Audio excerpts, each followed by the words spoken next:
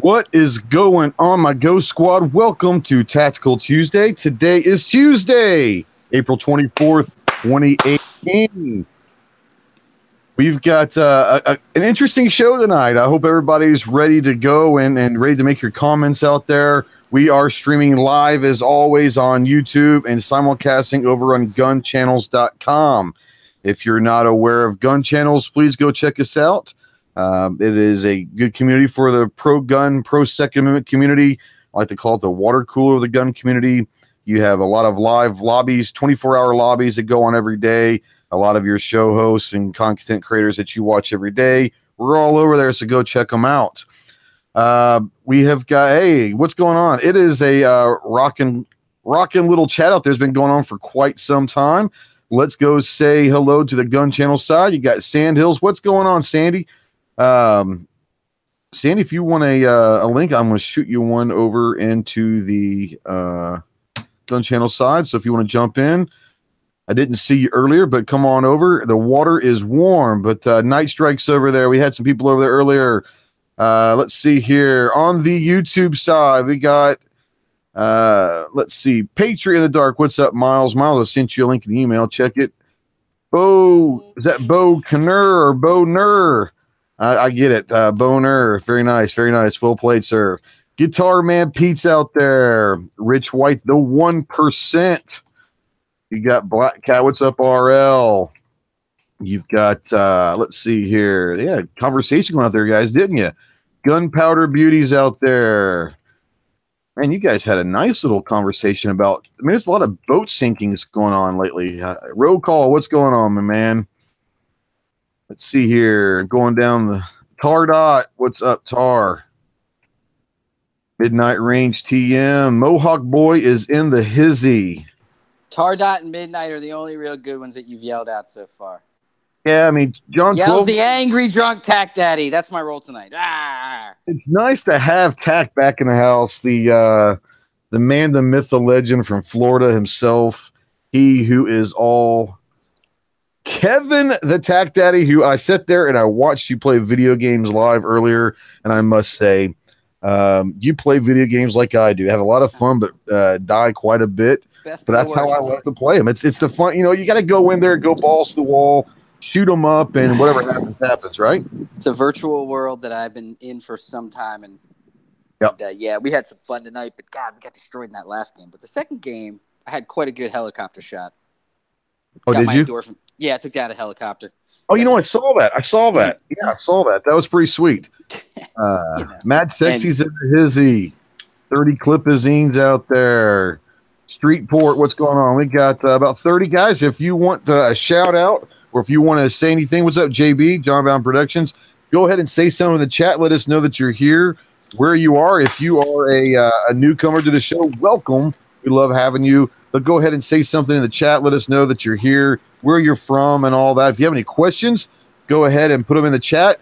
If you want me to read them out, sometimes the chat gets going a little fast, but go ahead and tag me at Ghost Tactical in your chat, or you can email me at any time during the show live at ghosttactical.us. I'll put it out here in the chat, and you can email me, and I'll read your questions on the air, and we will try to answer them to the best of our knowledge. You got Cactical Maine out there. Newcomer, howdy. Welcome to the show, Cactical. I like that, Cactical Maine. Welcome to the show. Welcome to Ghost Tactical. Welcome to like a cat or like a cactus? Like a cactus, a Cactical Maine. I like it. All right. Grinder Sin, what's up, Grinder? Rick, what's going on, Rick? Welcome, welcome, everybody. All right, so as people fall in, we will be adding a couple more people. I've got some more links out there. Clover and G and the usual suspects and Cycle Camp and Ellis, so hopefully they'll join us in. Sandhill Shooter is in the house. Now, this is a guy who's had, shall I say, an interesting week or so. This is a guy who puts out a phenomenal video, by the way, if you haven't checked it out. Hey, what's up, Double T? If you haven't checked it out, go check out his channel. Not right now, but later, once the show's over, go check it out. It's a great video about 72 dead up in Massachusetts and all of that. And man, talking about going viral, This thing has absolutely blown up. How many views does the thing have right now? It broke through 198,000 today. So you're pushing 200,000 views. Now, if I'm not correct, you were sitting roughly around 125, 130 subscribers at the time, correct? At the time, no. When I rolled into Tulsa, I think I had 37 subscribers. Yeah, 37. And now where are you at? And I posted that the morning that we drove back. We were packing, and I saw that come through. And if it's a goof, it was just a goof, and I didn't have any subs, and I didn't think anybody would ever see this thing. So it's just crazy how it's gone on. I am now. What did I last count? Let me look here. I have got. I'm 63 subs away from getting monetized. That's awesome. So, yeah. That's awesome. So thanks everybody for the support. I appreciate it. In 2 weeks, basically.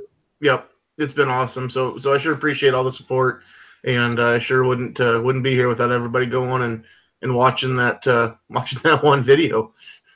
It's funny how you catch the right thing at the right moment, and it catches legs, and you never know what's going to happen with the video. I have noticed there have been others out there trying to emulate. Just real quick, did it happen? Yep. Did it happen before or after you were cool enough to shout out Tack Daddy? I'm just curious. Because if I remember correctly, he was on a chat and I was in there, and he was like, "Wow, thanks, Tack Daddy." And then all of a sudden, this shit happened. I'm just saying. I do believe that you have been a major contributing factor. Daddy. Thank you so much for everything. I take credit for everything. That's right. That's right. And I'll give you the credit. That's you and Ghost, man. That's great to hear.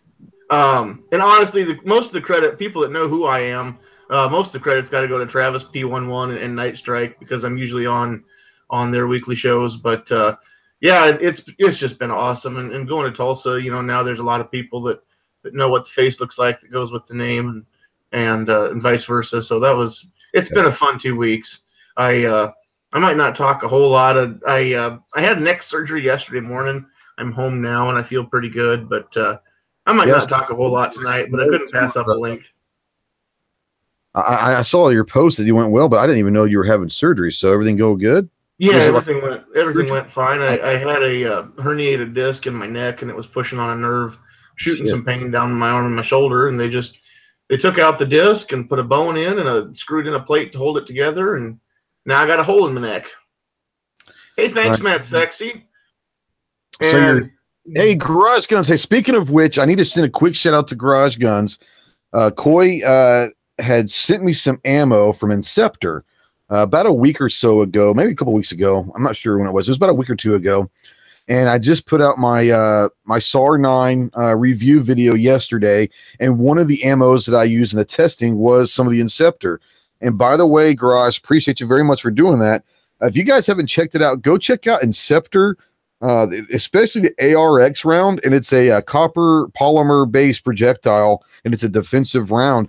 It's got a really cool design on the projectile, and I was really impressed with that. I never shot it before. They're good. What's that? I have a video somewhere shooting that stuff. It's great, and I carry a couple guns, and you can shoot steel pretty. I'm not validating that, but that's one of those rounds that turns into dust pretty quick when you shoot steel. Yeah. So you can look up that and hit. Again, I definitely have a recent video that it's a decent round, man. It is a decent round, and as a matter of fact, he sent me some ammo to test out, and I actually decided to put some of it into play in several of my carry guns. So it is taken over on some of my carry guns from the Hornady Critical Defense Hollow. So what I like about it is, like you said, it is a polymer base. So I think it's 65 grain. So you're talking about a round that you don't have to worry a whole lot about penetration in a defensive shoot situation. And like I said, with the polymer projectile, it's going to dissolve and just basically kind of explode inside whatever it hits. So like I said, the penetration factor, you're not going to have to worry a whole lot about. But it was extremely accurate when I shot it too. So I was really pleased. I'd never heard of them, much less ever shot it before. And I was really, really impressed. So thanks, man. Garage says he did the load development for him. That's why he got a lot of pro from him. That's awesome. Well, you did a hell of a job, man, because that was a phenomenal round. I thank you for sending that to me. And like I said, it's in play. It is now an everyday caliber and ammo in some of my guns. So thank you so much for that. All right. So Philo's just jumping. He says, this better be a joke. What are we repealing? What we're going to talk about tonight, guys, is a couple things. One, the craziness that's going on in America right now in politics, and it's not just from the left, it is from the right as well.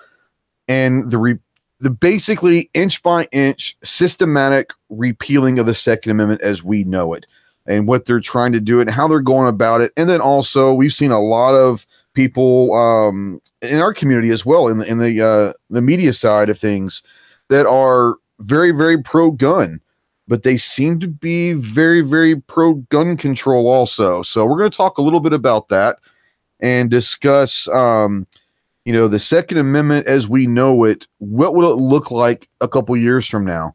And the answer is going to be kind of scary because, in case y'all haven't figured it out, they are slowly but surely trying to backdoor a lot of legislation that will change the Second Amendment as we know it.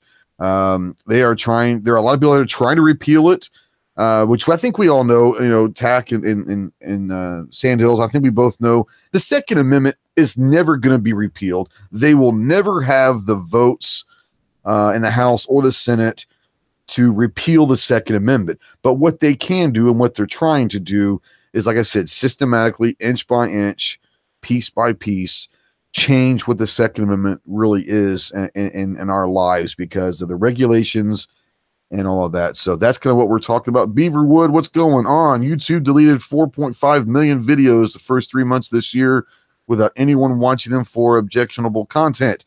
I had one 2 weeks ago. Clover and I did the Ghost and Clover show live from Wanamaker, and I got back from Tulsa, and the next day I go in there to kind of retag some stuff and all of that, and it was deleted. And I've contacted them through Twitter and through email and all of that, and have yet to hear a response from YouTube as to why it was deleted. Who knows? That's for another conversation, though. So, guys, let's talk real quick. As far as the Second Amendment and where we see the Second Amendment 2 years from now, and I say 2 years from now because that's going to be the election cycle again for the presidency. And as much as Trump looked like he was going to be a friend of the gun community in 2016, things are starting to maybe look a little different now. And I think that there could be some midterm elections this fall that could change the outlook on a lot of legislation. But I'll start with Tac Daddy.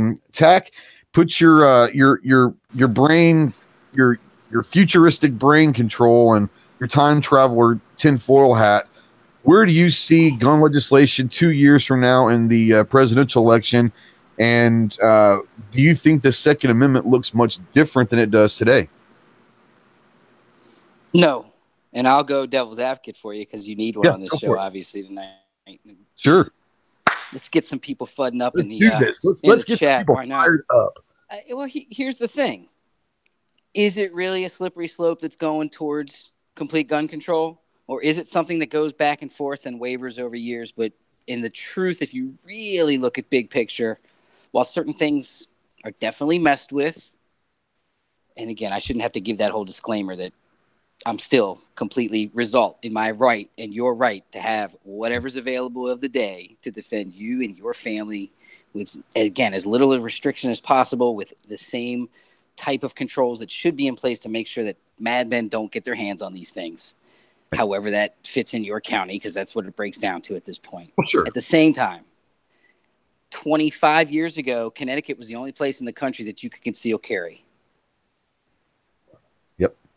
SIG braces did not exist 5 years ago. That's correct. Anybody out there listening have SIG brace pistols? I do. You want to tell me the big difference between that and an SBR? There's a brace on there. $200. Stock. There's a brace and not a stock. $200. The ability for the ability for a civilian to buy binary. Yeah. That didn't exist very long ago. No. Or at least when you look at it. Suppressors. Oh, yeah. Suppressors weren't a thing at all. And Yep. especially in the hunting world and in this home defense arena 15 years ago, 10 years ago. Obama was in place for how many years with that whole Congress and that whole Senate, and what passed? And now all of a sudden everyone's fucking worried. So there's your devil's advocate. Shut up and get back to the range and get training and protect your rights and stand up where you need to. But all the noise has already settled down. Yep. And we've talked about this on your show and on my show and countless shows since basically October, since the Vegas shooting, when everything kind of started. But you brought up, SIG braces. You brought up different things.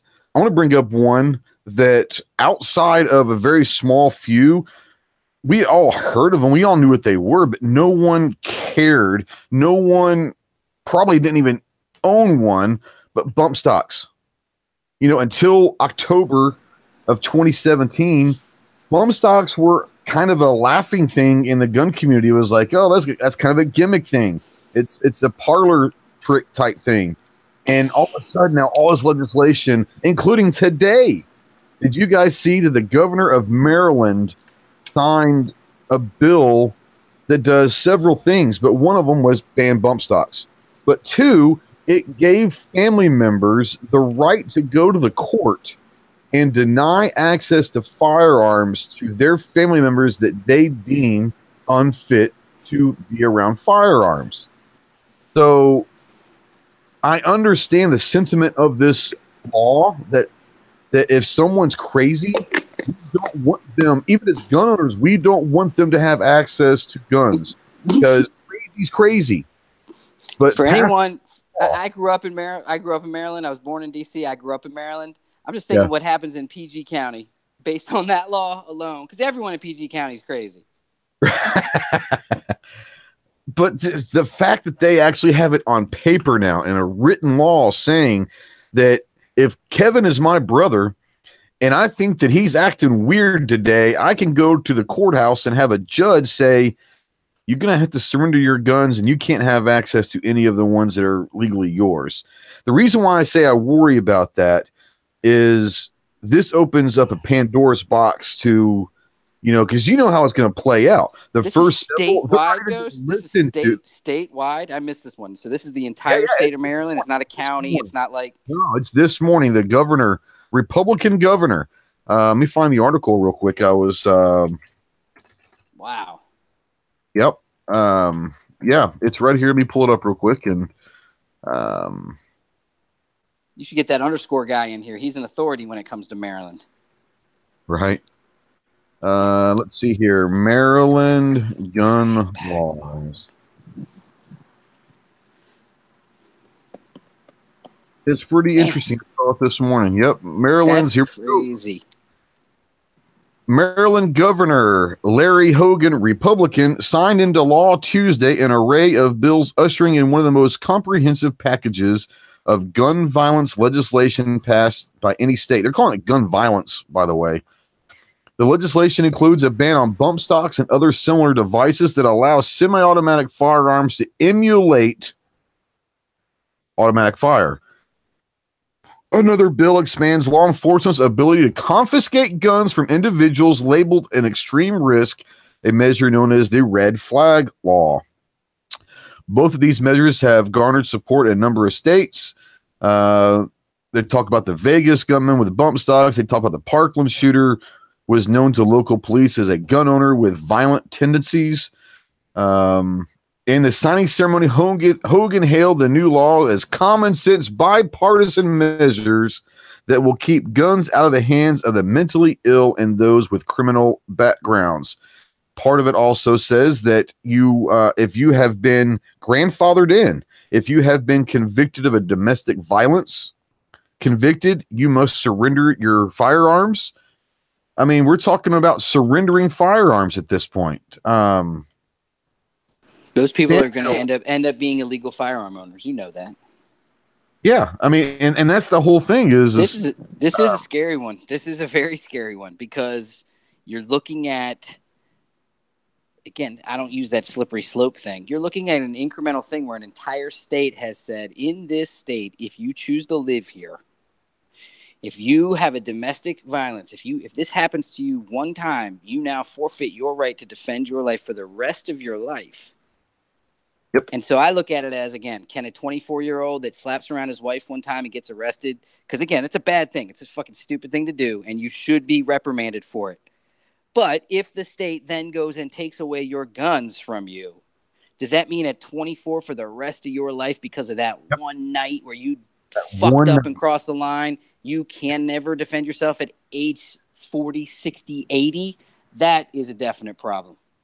Well, you and I are about the same age, and I remember when I was 23 years old. Can you imagine me being judged now from what I did 20-something years ago? That's right. And I tell you what, Garage Guns up here makes a really good comment. He says, I'm curious to how this is going to affect military members who are still actively serving who may have been diagnosed with PTSD. Are you going to put them behind a desk? Are you going to put them in an admin job now because they might have had PTSD? That's a very good question. Sandhills, Hemi, what's going on? Hemi says this is complete crap. It is. Sandy, do you have anything to say so far about the Maryland bill that was signed today? Well, the red flag part of it always has bothered me anytime I've heard about this because, I don't know anybody else's situation out there that's listening, but, I'm recently married. I've been married before. And the red flag law, I don't like the fact that some of these, and I don't know how Maryland's reads, but I've seen some of these where, an ex-girlfriend or an ex-boyfriend could blow the whistle on you just after a bad breakup. And there's no due process. You don't even get to find out about this until they show up to take your guns away. So somebody who is, convincing in court can go before a judge and say, hey, that Sandhill shooter guy, when we were together, he used to knock me around and I just never called the cops, but he's very abusive. And wait a minute. Don't you think there's going to be there's got to be some sort of, standard? No. Well, what I'm saying, some bar that has to be crossed collectively. It's not going to be just some random shit that we could all sit and wax poetic about and guess. I mean, again, I appreciate you saying what you're saying because it is true. But to some degree, we don't know yet. I don't know how Maryland's law reads because I'm not looking at it right now. But I have seen some of these proposed red flag laws where that is the case. Right. And there is no protection from anybody. And the worst part is, again, you don't even get your day in court to say, well, this is completely made up. There's no proof. Yep. Lead Life out here says domestic violence already bans you from purchase of a firearm. And that is true. But what this law says is they're grandfathering all convicted domestic violent people that says not only are you not able to get guns, but if you already own guns prior to your conviction, now in Maryland, you have to give those guns up. So they're talking confiscation now. They're talking about something that if you were a legal gun owner before and then got convicted, you can't buy any more new guns. But now they're saying you've got to give up the old ones, and that's crazy. Anytime you start talking about gun confiscation, there's already some chats going on here, and there has been a large epidemic across the country of boats drowning and sinking to the bottom of lakes and oceans with. There's no telling millions of guns in the water apparently because there has been a lot of boats. I don't know where mine went. Do you know where yours went? Mine fell into a sewer system and there's no telling where mine are. So I don't have any more guns, guys. I'm sorry. But Lead Life says I had the understanding that if convicted of a domestic violence, I got to roll back up. You lost your gun rights anyways. You cannot have them. Maybe I was wrong.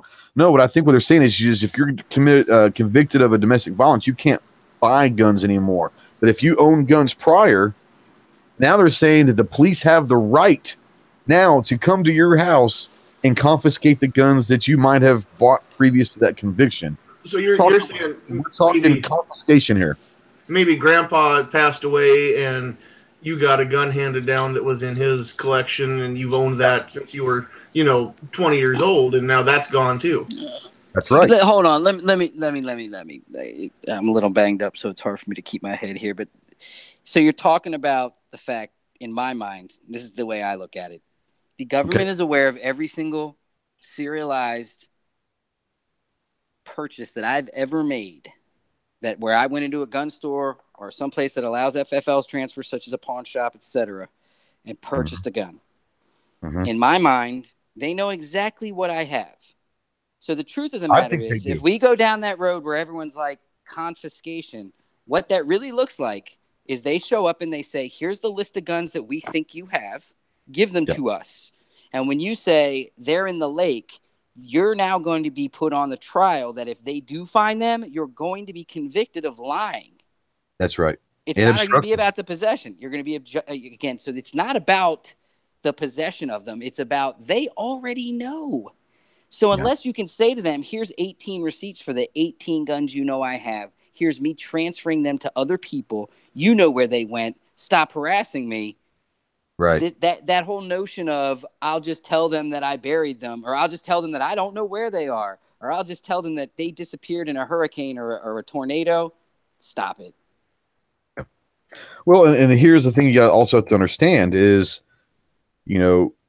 a lot of people sit there and say, well, they don't know exactly what guns, and they may not, but I have a tendency if when you go out and you fill out a transfer, a 4473 or a transfer at your local gun shop or pawn shop or wherever you buy your guns from, they have to write down a serial number. Now, even if you can sit there and argue, say, well, they're not giving the FBI, when they do the background check, they're not giving the FBI the serial number with the name and all of that. Maybe they're not. Wait a minute. Have you ever heard someone call in your form? Yes, I have. Yes, what I do have. they say? What do they say? I understand. I'm playing a little bit of devil's advocate, because here's my point. Even if they don't actually write that stuff down and take the list, which we all know they probably do, the FFL has to keep that file of all serial numbered items that they sell. They have to keep that in a file. So all they got to do is go to that gun shop and ask for the file, and they're going to know what you have anyways. So, yes. Go talk to someone that's got an FFL and's gone through the registration process and the maintenance of having and owning an FFL, and talk to them about serial numbered guns and how it's tracked by the ATF. Right. Let me know after that conversation. Well, okay, Garage is saying out here exactly what I was thinking to myself because he's an FFL holder, and when you make a transfer, that 4473 form doesn't go anywhere. It's documented in your file. In his file, yeah. And the ATF can come in and look at that any time, but it doesn't actually go to them. But it's called in. You don't think it's transcribed and kept in permanent record somewhere? Someone's got it. Anyone that's listening that doesn't think that's happened, I have Kim Kardashian sand for you. She sunbathed on it. I got it in a small box. I've got 4 boxes left. They're about $2,000 each, but we can negotiate. Yeah, put me down for 3. All right, cool. Right. Now, I'll tell you some interesting facts that I came across today in an article, and I was talking about repeal in a second and why it will never happen. First of all, they'll never have the votes. We understand that. But I didn't realize some of the facts and figures of the economic impact the firearm community has had. This is pretty incredible, and we're talking since 2008. So we're talking about since Obama took office, the economic impact. So I'm going to read some numbers out to you. The total economic impact of the firearms and ammunition industry in the United States increased from $19.1 billion in 2008 to $51.4 billion in 2017, a 169% increase, while the total number of full-time equivalent jobs in the firearm industry rose from approximately 166,000 to almost 310,000, an 87% increase in that same period. There has been no better gun salesman than President Obama and his minions in the history of this country, which I think is very, very true. And we talk about repealing the Second Amendment, and what they don't understand, and I say they, is the anti-gunners or the people that are trying to bring in gun legislation and possibly repeal the Second Amendment, what they're trying to do. they don't understand is we have been a very, very complacent community for most of our generational lives as a community. But we've seen what has happened when true threats, true legitimate threats to our gun rights come into play, what this community can do. And it will rise up. And the problem with the gun community over any other, I'll say, social, hey, what's up, Maverick? How you doing? And no, Philo, you're right. There's no way they get 2/3 vote. There's no way they'll ever get 2/3 to repeal the Second Amendment. That's why it'll never happen. They'll never find 2/3. But anyways, when you're talking about repealing the second or gun legislation, as a community, one of the biggest reasons why we're different than others is if you go after another social or another sect of this country, they don't bring guns to the argument. And the one thing that they are worried about is you try to take our guns, we're going to bring our guns. And that is the one thing that they are probably more scared of than anything. That's why they're trying to backdoor all of these laws. You see, fix Was that Nick. a threat? No, it was not. It was a promise. Right on. Just double checking. What's up, Georgia Trucker? But you see the fixed Nicks. The fixed Nicks got stuck in omnibus, which is a 3,000 page bill or something. Then they released it less than 24 hours before it hit the floor for a vote. So the fixed Nicks got pushed through in omnibus. That's how they're going to do it. They know that these gun legislations aren't, at least on the federal level. The state level, whole different issue, but on the federal level, they're not going to find ways to pass them on their own merit. So they're going to have to attach them to omnibus, which has to be, it had to be passed. And they knew that. That's how they're going to try to go systematically, piece by piece, brick by brick, to try to change the look of the Second Amendment. And I never got to Sand Hill, so I want to bring it back to you, Sandy.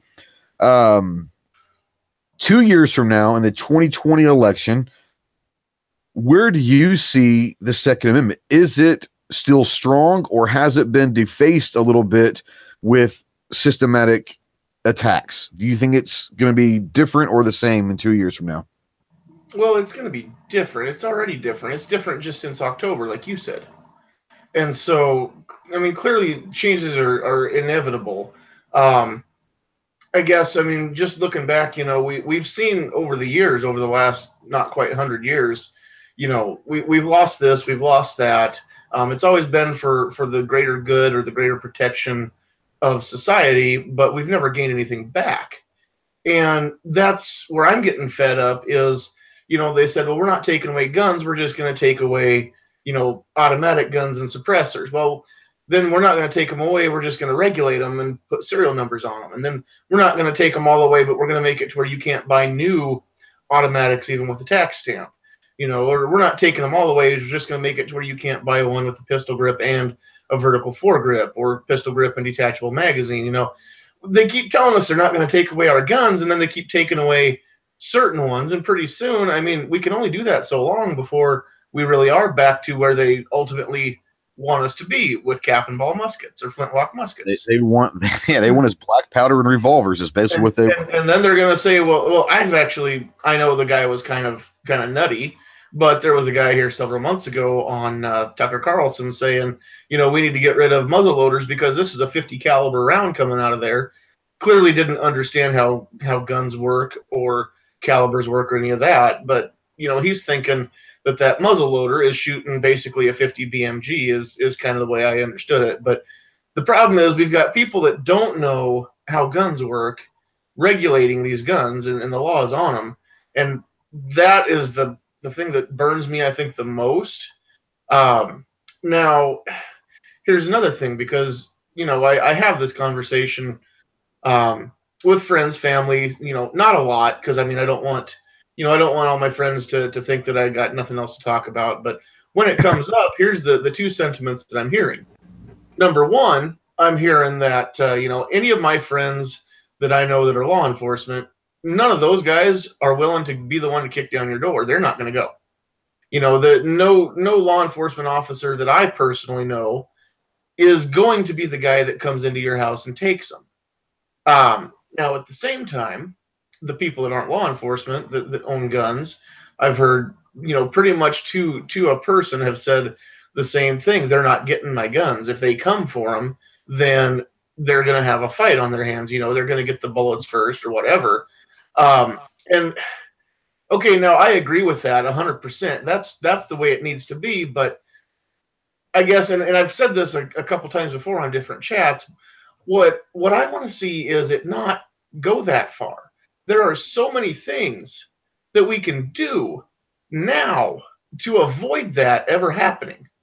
And it gets, it comes to working with legislators. And if we as a people stand up and say, hey, none of us are willing to budge on this and we're all fed up, then that's going to speak way louder than you're not getting my guns, come and take them, see what happens. Right. So I guess for me, that's where you've heard Travis and me both talk about the state of Nebraska. We've got an awful lot of FUDs in our state. And I'm sorry, Nebraskans that are hearing this, if you're not doing anything to help promote awareness and talk to the legislators, then you're a FUD, and it's just the way it is. I'm not trying to offend anybody with that, but we need to get active. Where's that definition written? Where I need to find this definitive definition of FUD, because I've heard about 18 different versions of it, and everyone seems to have a twist on it. And that one was totally brand new to me. So can we find a definitive answer as to what that actually is? I'll tell you where you can find it. You just took a big brush and basically told probably a bunch of people in your state that are lawful gun owners, go fuck yourself.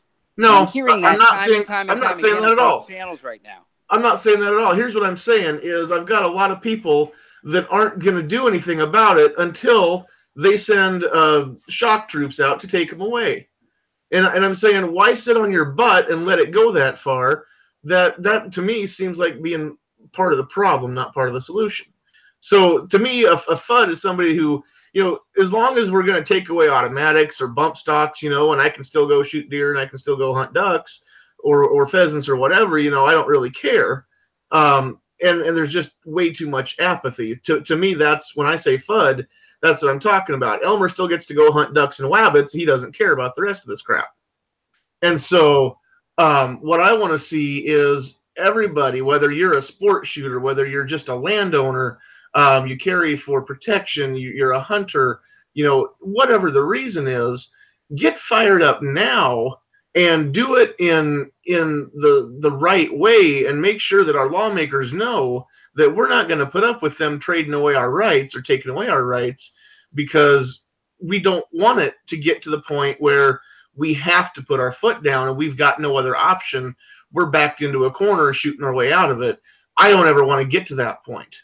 I don't want anybody to come to take my guns away and I've got a choice of either shooting it out or giving them up or being a felon or whatever. Yeah. I don't ever want the law to go that far. That's what I'm saying. And I tend to agree with your assessment what a FUD is. And in Arkansas, there's a lot of people that hunt and they don't care about their guns except for 2 months of the year.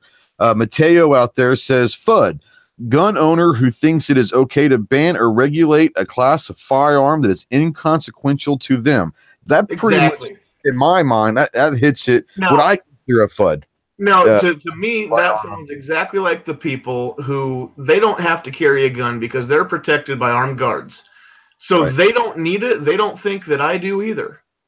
And so just like that, a FUD doesn't think that they need an AR or something like that, or a bump stock or what have you.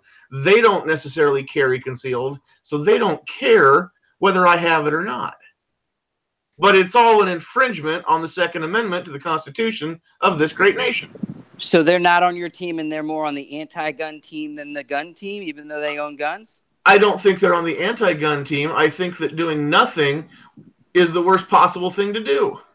I think that the only thing necessary they're legal gun owners. Sure they are. Legal, lawful gun owners that use it for the purpose that they choose to. Sure they are. And they're willing to stand there. Their responsibility to get behind every single amendment and make sure it's part of their life full time? No, but they should be willing to fight to preserve the amendments that we have. again, I don't see the general threat that everybody's so scared about of the people knocking on their door that everybody seems to have. So maybe that's why I'm asking that question. Well, I think what he's trying to say is there are a lot of people that, I'll put it this way, and if I'm wrong, Sandy, then let me know. But and Sandy, I really like you, and I'm not at you. I'm arguing. No, I understand. There's no one. There's no one. Otherwise, all these chats are just a bunch of guys saying, "Yep, yep, So that's why I'm here tonight. No, and exactly for great conversation. Yeah, but what I would say is the people that drive me nuts, and I think this is what Sandy's trying to say, is this. There are people, if all gun owners, regardless as if you are passionate about your gun rights or not, if you're a gun owner and we all came together as a collective voice, there would never, ever, ever be a threat of any kind of gun control. The problem is it seems like there's only that 10 to 20% of gun owners that are actually doing most of talking, because the other 75 to 80% are the ones, like you said. Isn't that regional based on the 20 different cultures within America geographically? No, it very well could be, but that's what I see in Arkansas. It's definitely what I see in Arkansas. 100% is we are a hunting state. I think that we are number 2 in the nation, only behind Alaska, for percentage of citizens that own firearms. We're like at 60-something% of citizens in Arkansas own at least one firearm. But yet we can only draw a couple hundred people at a Capitol rally.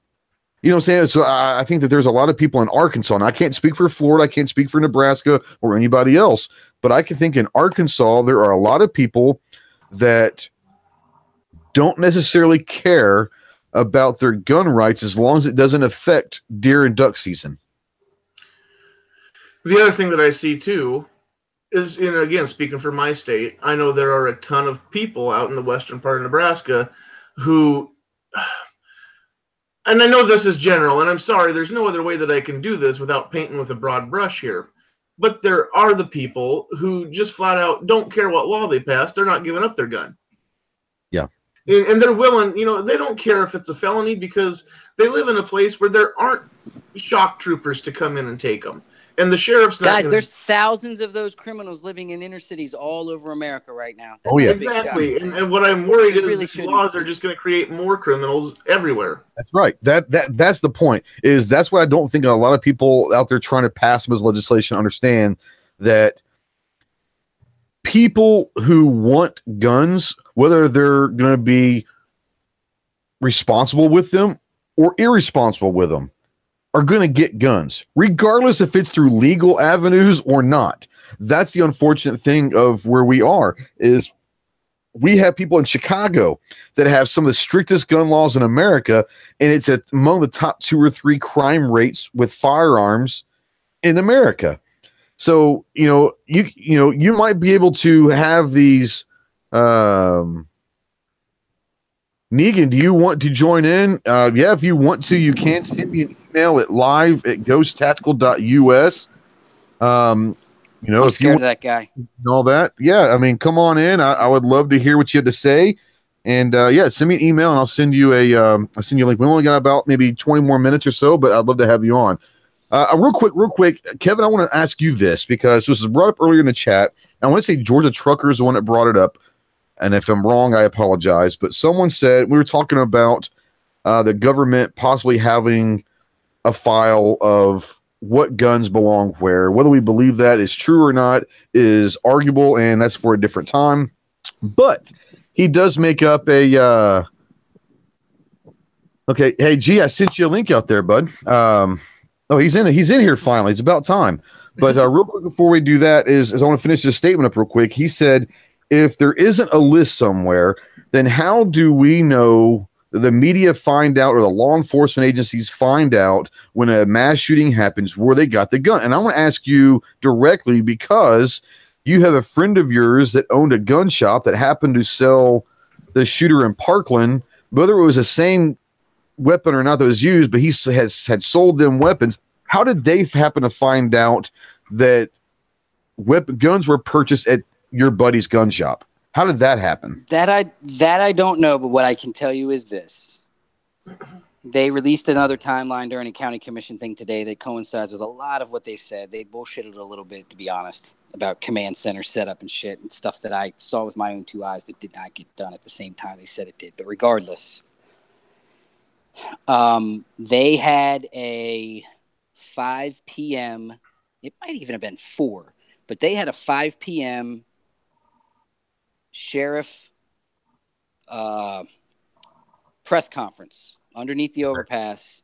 The shooting occurred at 2:30. It was not all clear, and the guy was not apprehended till well after almost close to 4 o'clock, when they literally, kids had been released to the parents and all that kind of stuff was going on, right? Which continued throughout the day. Sure. At 5 o'clock, they had an ATF agent at that press conference who clearly said, "We know where the gun was purchased," and they talked about it, and they knew right then. So you're talking about instantly on that case. Sure. Once again, I mean, very they odd. had the evidence in hand. They had the rifle. They knew what the serial. You know? Yeah, they had the rifle. They knew what the serial number was. They knew who the kid was by identifying him. So it's not very difficult to figure out within a database of a quick search where he got his gun. Yeah. Scott Piccini out there says, after every mass shooting, they push a more radical and restrictive agenda every single time. First, they just want to register them. The next time, they'll want to ban them. How long before they want to ... confiscate them? Yeah, that's a good question. G jumped in from Arizona. What is going on, G Webbs? Not much. Thanks for the invite. Yeah, you're good. I saw your little post over there of what you possibly think FUDs are.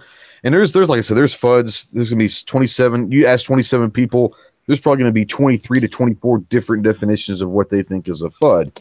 Well, what you guys seem to be missing, and I think the gap between what you and Sandhills was saying and what Tack is saying, Outlaw, you notice he's not saying nothing. So anyway, I think what the gap there between the two is that they vote. So the fact that they have whatever opinions they want, I agree with Tack. You don't when you go to the gun shop and buy a gun, or you go on to some guy's house and buy a gun from him, you don't sign on to be a Second Amendment Paul Revere or something. I mean, you can if you want to, but when I buy a car, I don't volunteer to go to some car club and really care about car rights or anything, right? It's just a tool, or it's just a thing. And this is a free country, so capitalists can buy and have as much interest in their tools as they want. But I think what you guys failed to say, and I think what, again, makes a difference is when they decide, yeah, you shouldn't have that other gun that doesn't bother me. I mean, I agree with your guys' definition for the most part, but then they additionally will vote, and they'll vote against us having an AR-15 because they don't see a use for it. So they're yes, but that's great. Definitely not a FUD. Yeah. No, that's it right there. Very good point, G. I didn't want to cut into your guys' conversation, but my other note there is when you said politicians probably don't know. I think they very well do know what might happen if they go to confiscation, or if they even make rumblings of it. I've said it before. We're a very large punching bag that gives a very, a very repetitive result. They come up and punch us as hard as they want, or even threaten to punch us. We, just like a punching bag, we take the hit and we come right back to where we were. We never take any ground. We just take it. Just like a punching bag, we slowly get eaten away, and eventually we're soft and nothing. So they come up, they punch on us. They get all the respect from their side for taking us on.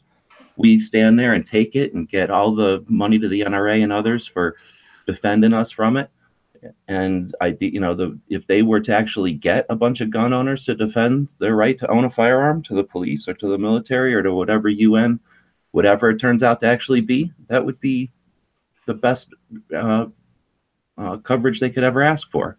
So they want chaos. When you're talking about somebody who wants to break glass, anything they can throw is going to accomplish their goal. So I think that they definitely know that chaos could be a result of their crazy policies.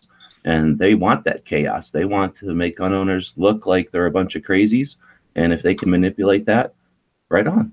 Then they get to take more guns. They want compliant citizens. They don't want people who understand they're our representatives. Sure. No, I agree with you, and I think that the point that you make about the voting is good of a point as you're going to make right there, because and it kind of ties in everything. The definition that a lot of people consider as a FUD is someone that does not necessarily see the same way you do as far as gun rights. They are someone that may be hunters. That's kind of where it came from, was Elmer Fudd hunting and all that. But it's someone who might only care about their gun rights a couple months of the year. But like you said, and it was a very that's a very profound comment, because if it does come to a vote, they are probably more typically able or willing to vote against an AR, let's say, an assault weapons ban, or vote for that instead of against it, because that AR ban doesn't affect their 30-30, their 30-06, or whatever the hell they're using to go hunt with. So yeah, I mean that is a very, very true, and that's a scary one, because typically you would think that they are gun advocates, but they're not. There's a difference between a gun owner and a gun advocate. There's also a difference between a gun advocate and a gun activist. And so you have, our little community is separated into so many different little facets and sects that it's hard to kind of keep it going. Ellis, you're in here. What's going on, buddy? Yeah. I just noticed I had the link, so yeah, I'm in here. I've been sitting here listening to this for a few minutes now. Yep. And you're right. We are separated in different aspects of gun culture.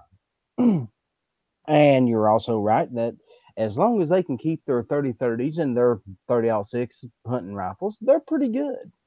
What they don't seem to realize, what they don't seem to get, is it's not going to stop with the ARs.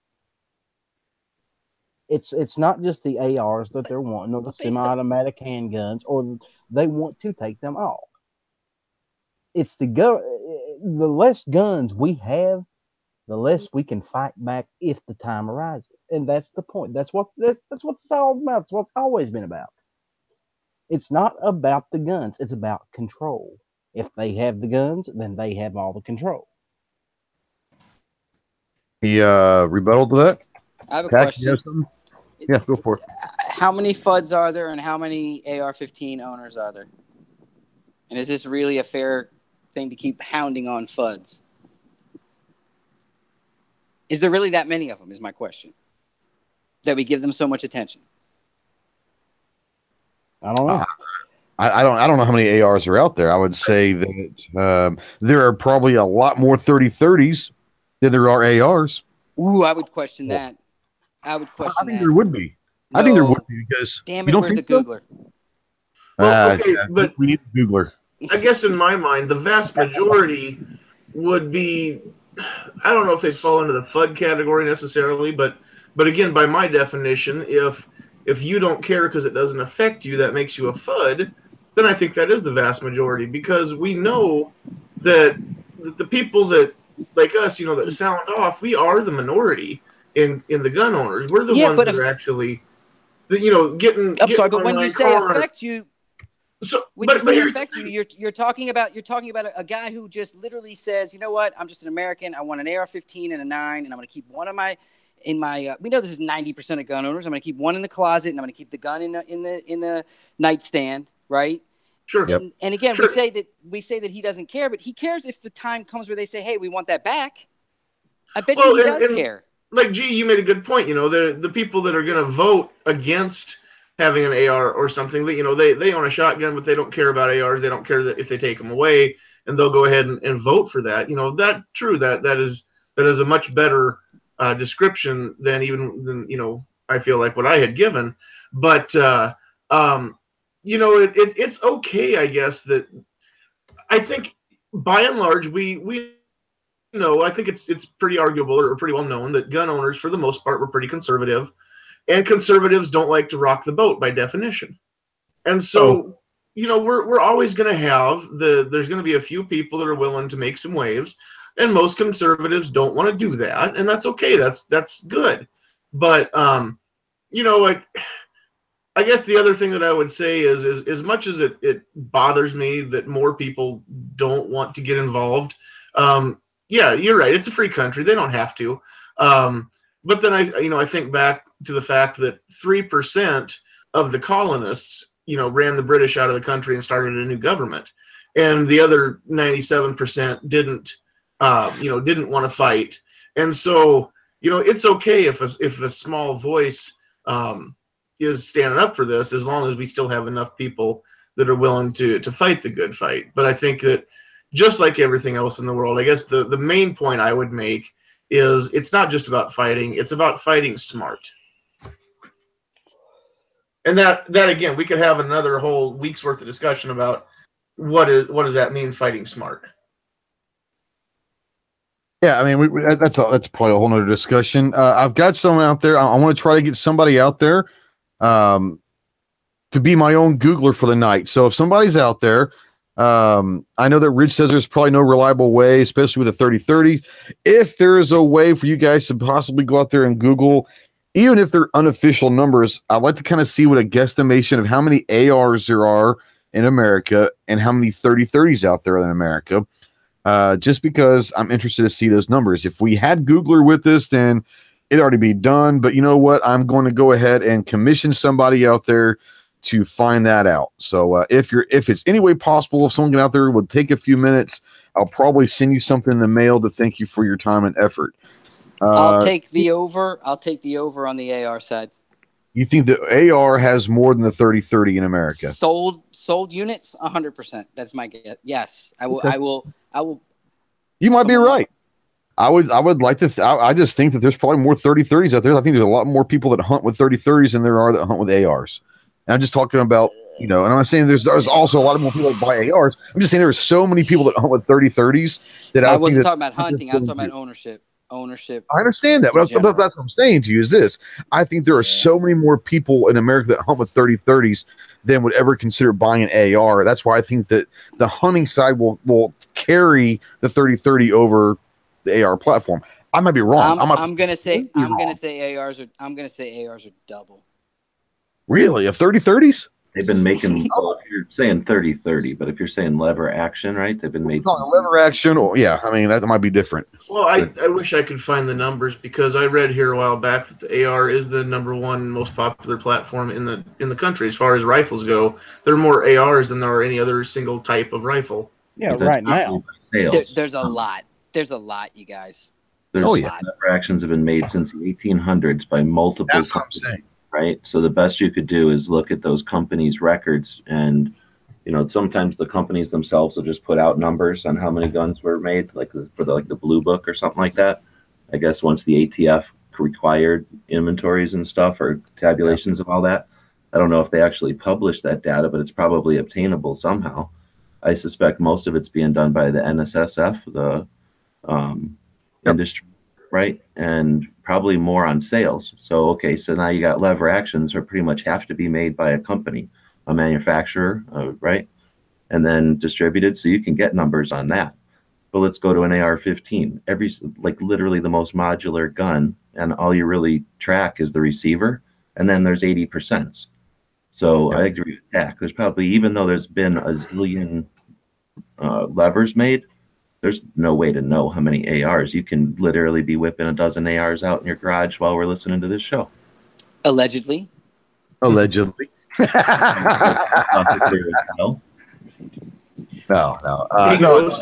the Ghost Tactical Show. So. Okay. What? What is that? The drill of the month over there? What is that? Nothing. He goes, Midnight Range TM makes a good point over in the chat, and he kind of hit the nail on the head, helping to, I don't always get the thoughts in my head out of my mouth the right way. He said that he thinks what I'm saying is, why wait to show solidarity as gun owners until it comes to the point where even the FUDs have to care? We should all be paying attention now and getting on the same page, and that's kind of what I'm saying. Anybody who can take a hot dog and cut it a European way and then consider it a sandwich, they're and the funny thing is this is a guy who has a nickname of Mohawk Boy.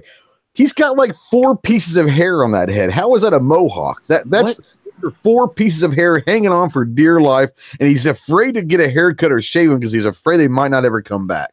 Just saying.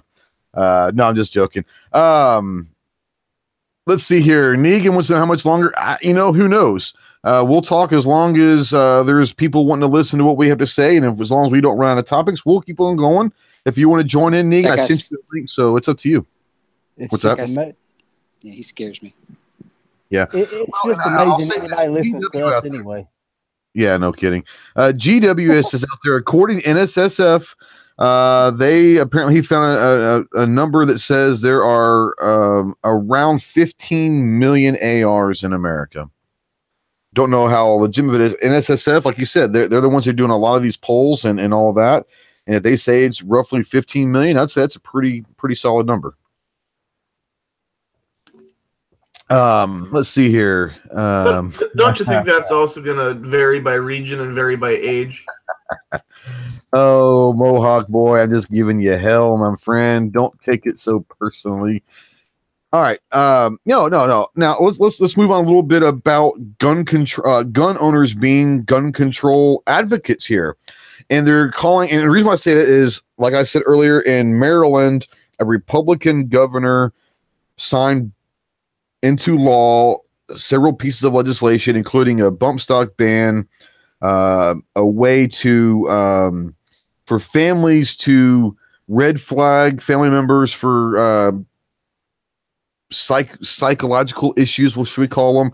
He also signed in a bill that says that if you were already a convicted domestic violence, that the police has the right to come in and confiscate guns that you might have purchased prior to your conviction. All sorts of good stuff. All right, so Dean out there says Winchester 94 production over 10 million. So that's just in one model. So anyways, the reason why I bring that up is there are a lot of people that are out there. Fake news. It's fake news. Yeah. There are a lot of people out there is saying that even gunners are saying, well, maybe we should look at, I think we should. Okay. Let me preface this. I think we can all agree, can we not, in this room, that the crazies shouldn't probably have access to guns. Crazy shouldn't have access to a lot of things. Now the problem is, how do you define crazy? That's my whole thing. Is it's going to be very, very difficult to enforce that. It's going to be very, very difficult to identify in a way that is not infringing upon other rights of yours, including HIPAA laws. So there's a whole slippery slope when it comes to the crazy side of things. But I think we would all agree that none of us want people that shouldn't have firearms in their hands to have them. But does that mean that we need to create laws that open doors to other infringements of rights, not just Second Amendment infringements, but first, we're talking fourth, fifth, we're talking an enormous amount of infringements on a lot of God-given rights just to keep certain people out of harm's way with guns. So my question to the panel is this: at what point do we have to sit there and say, I would sit there, there are people out there saying, yes, I think that there should be certain sort of legislation to make sure that guns don't fall in the wrong hands.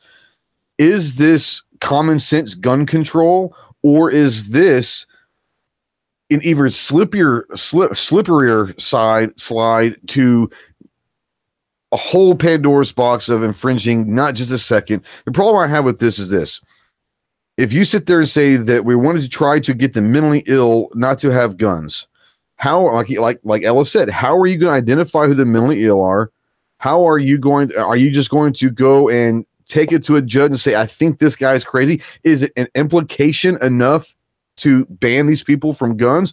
Do you have to go in and get medical records? And does that violate HIPAA laws? So, I mean, are we talking common sense? Can agree that if we really wanted to, we could get the top experts in the country to get together to create a set of standardized laws, or a set of standardized, let's just say, behaviors or examples or case studies that would set off an investigation to look into somebody if they were set off. Meaning, we all have met a crazy person in our life. Correct?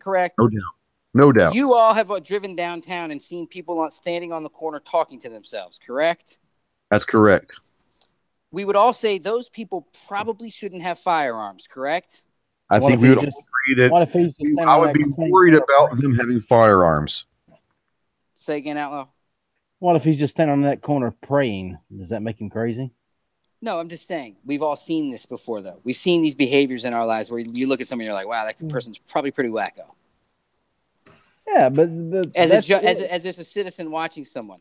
So if we have the world's experts who have studied human behavior and understand different things that, once again, we all agree they're experts on, wouldn't we be able to put some sort of standards together where there's maybe 1 or 2 questions on a questionnaire that if they answer the question wrong, they get someone to come and ask them some questions more? I mean, is that outrageous? Is that infringing on your rights or mine? I don't know. Well, I think that that's kind of where things are leading. I think that there is no way to without there's no way to minority report this thing, correct? You can't just be like, I think that guy's now on Adderall, therefore he's going to be a bad person and find guns sometime and then go kill people. What about someone that was 16 years old that was having trouble in school? And we all know these kids, okay? Some of us might have been those kids. I don't know. Who is 16 years old, who just didn't give a shit about school. But mom and dad think that there's something wrong with them, that the reason why he's making C's is because he must have a learning disability, not because he just doesn't give a shit about school and gets bored like I did. But there are kids that get sent to a psychologist to find out, are they attention deficit disorder? You know, all of this stuff. At 16 years old, you just don't give a damn about school. If that carries on to the rest of your life, could you not be deemed clinically mentally not capable because you have ADHD, or you were at least diagnosed with a possible ADHD when you were 16, 17 years old? I don't know the answer to that, but that's how deep it could go. That's how deep it could go. That's where it could, but that's, once again, I said, if in a perfect world, you could get together the agreed upon experts that could say this level of that, or this. All right, again, in a magic world, we'd wave a magic wand, and those guys would be identified just like the felon that walks through that shouldn't be buying the gun, you know, has a question on there as well. But that's a very tough one. The human brain is something I don't even think the experts really have a grasp on. I'll say that as well at the same time that I'm saying, you know, as humans, there are people that study it way more than we do, and I'm sure there's definitive points where they can look back and say, every time this has happened, this happened first. That's what you need to look out for. I don't think that that's outrageous to expect at some point. It is outrageous. So I have an alternative point on that. So if you engage them in this conversation, this is the ambush point that they've set up. They know that when something outrageous happens, and for whatever political reason, the murderer decides to use a firearm instead of a ban like they used the other day in Canada, that they're going to be able to exploit and capitalize the situation, and they're going to be able to turn conversation that they focus on to create a situation where gun owners have to be put in a position to defend atrocity. So, number one, I think no. I'm sorry. I'm on a different thing. I thought we were talking about potential ways to help fix it. Yeah, you're talking about engaging in a conversation and compromise, engaging in a conversation that they've waited for and they've now capitalized on, and they're now exploiting to the ambush point in a situation where the general narrative is that we're defending a criminal, and the acts of a criminal are somehow going to be distributed out to all the law-abiding gun owners who see a difference between a Second Amendment right and a compromise with common sense safety, which are the key words that they're using on that side. So again, my point is that there's 3 ways that we can engage in an ambush point. Continue to fight them in a situation of disadvantage, which is necessary when it's a surprise, but it's foolish and it's bad strategy if you continue to walk into their ambushes. The other option is to do nothing, and I think we lose if we do nothing. And then the third option takes some effort, and that's to have consequences for the politicians, our representatives, who allowed this to become a compromise, allowed this to become any conversation at all. I think, if I can finish, that the focus should be on the amount of firearms that are in this country that raise concern to many gun owners, And the fact that those guns have existed and exist today and exist every single hour of every single minute for the last dozens and dozens of years. And in that time that all those firearms have existed, accidents and criminal activities have gone down. They allow us to not focus on the fact that the criminal activity that does happen is highly concentrated in the criminal areas of a certain few cities, and they allow it to, again, affect all of us, to make it seem as all of us are somehow complicit in all this. And I think that's where we're losing this. If we allow them to have any conversation over this, and then further, not just walk away from the conversation, but if we don't if we don't start to, and then hold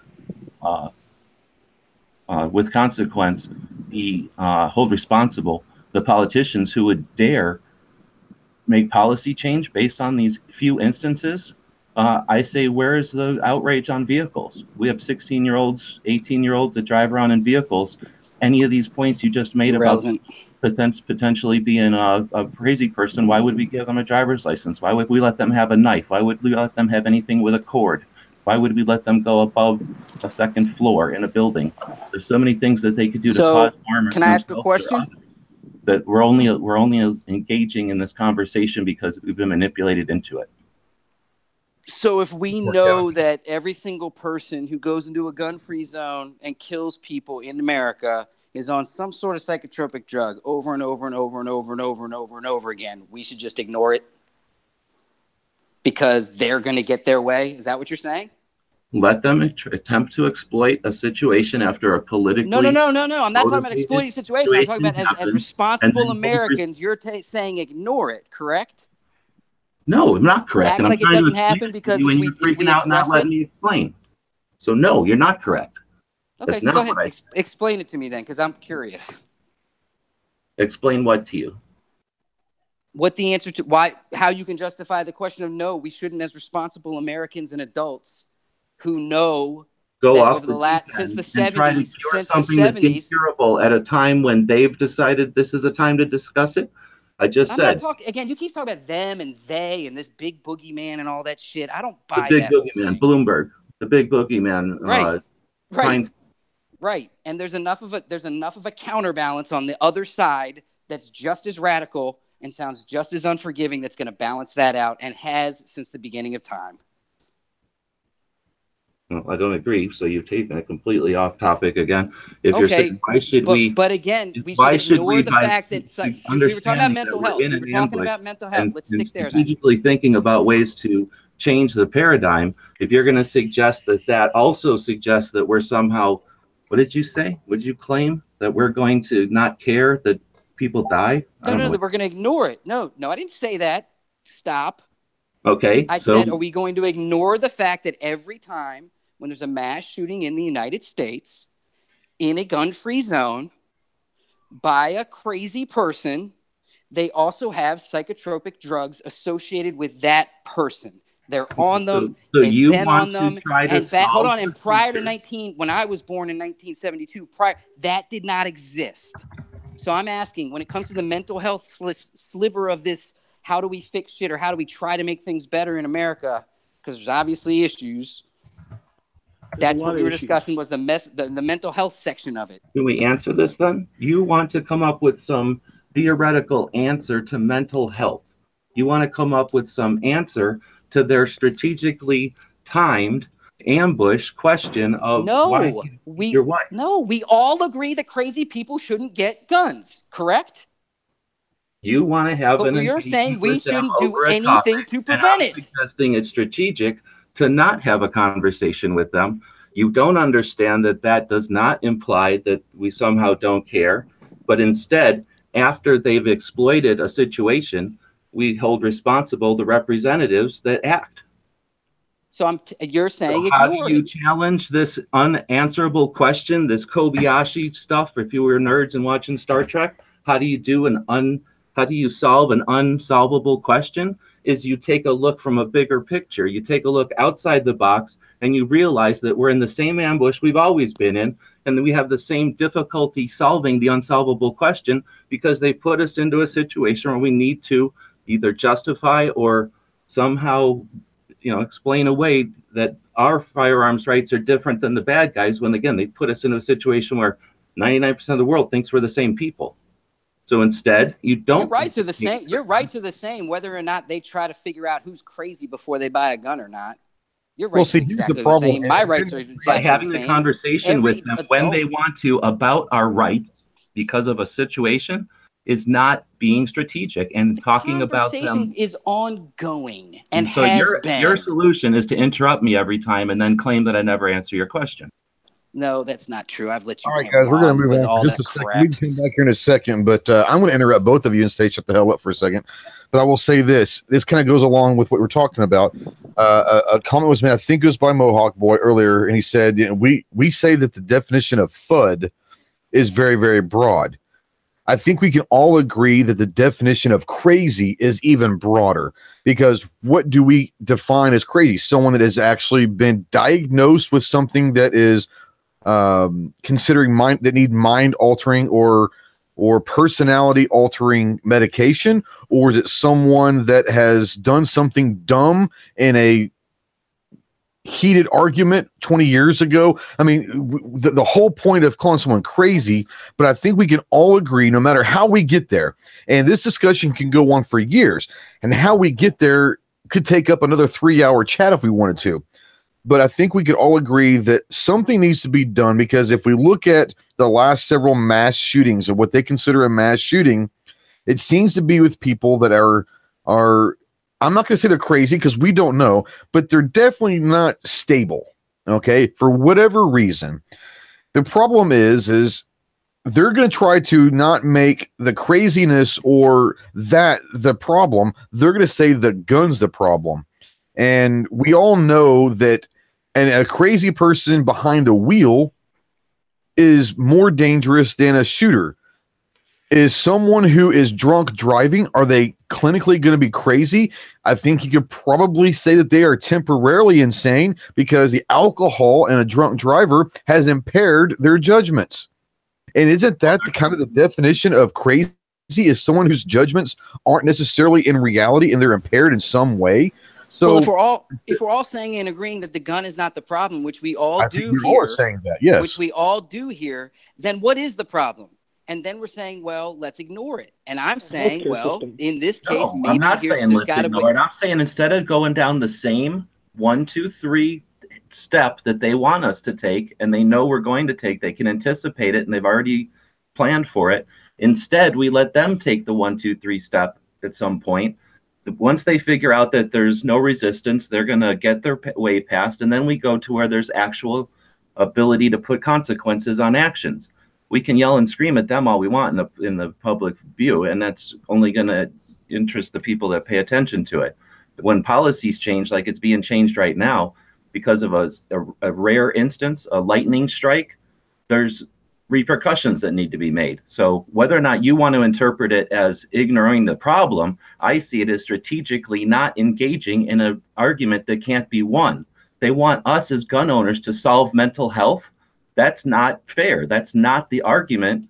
No, and that's not they want us to help. They want us to help ensure that as responsible gun owners, we also all participate in. As responsible gun owners, we have a responsibility to inform them that many millions of firearms exist in this country. In fact, if you look at the numbers, it's quite a few million more than the automobiles that live in this country.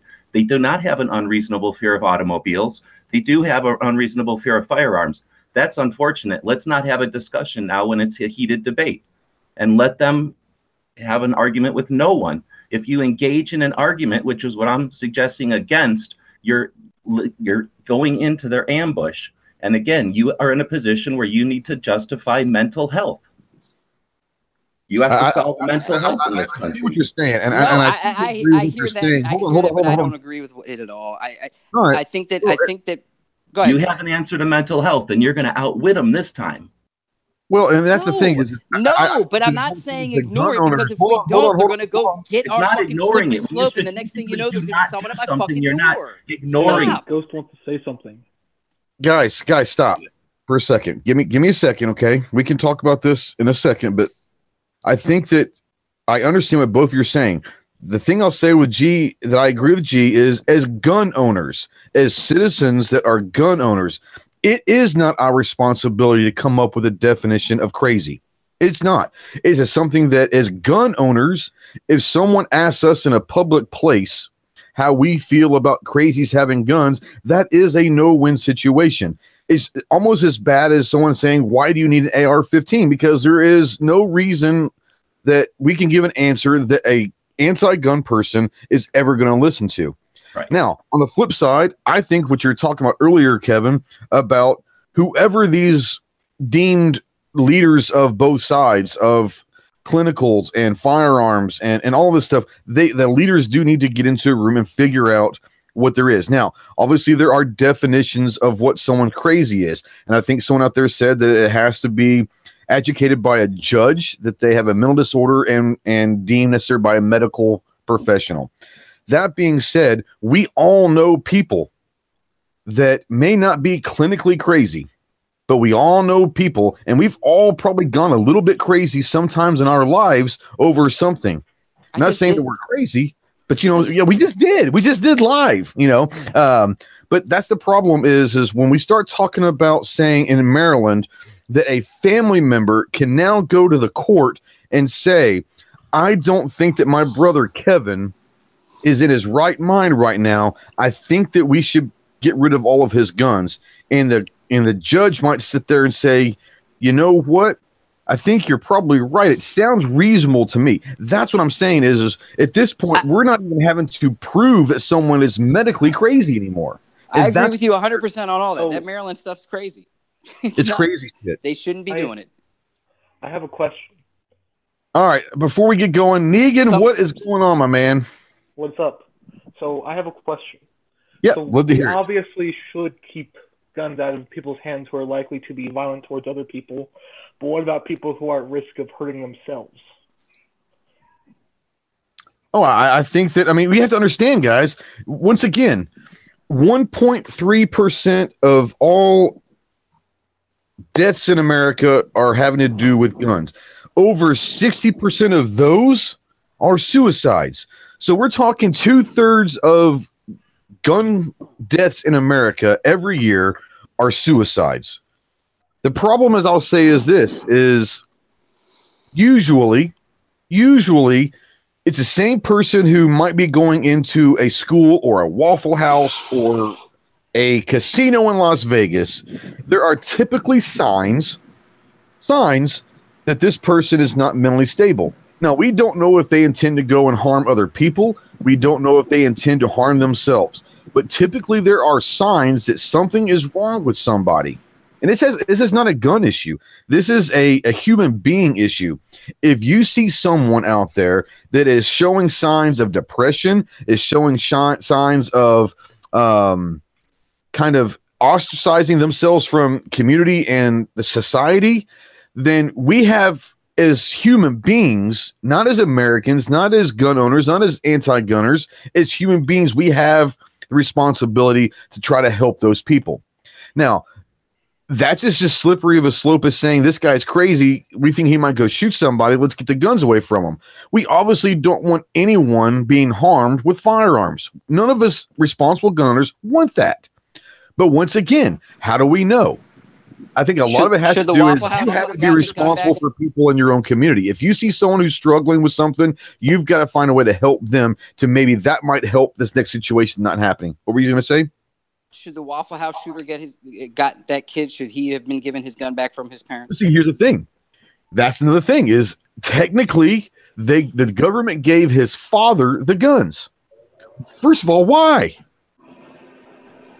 I don't know. But obviously they confiscated 4. And last I heard today was they gave 2 of them back and the dad gave those 2 back to the son. Is that correct? 4 and 4.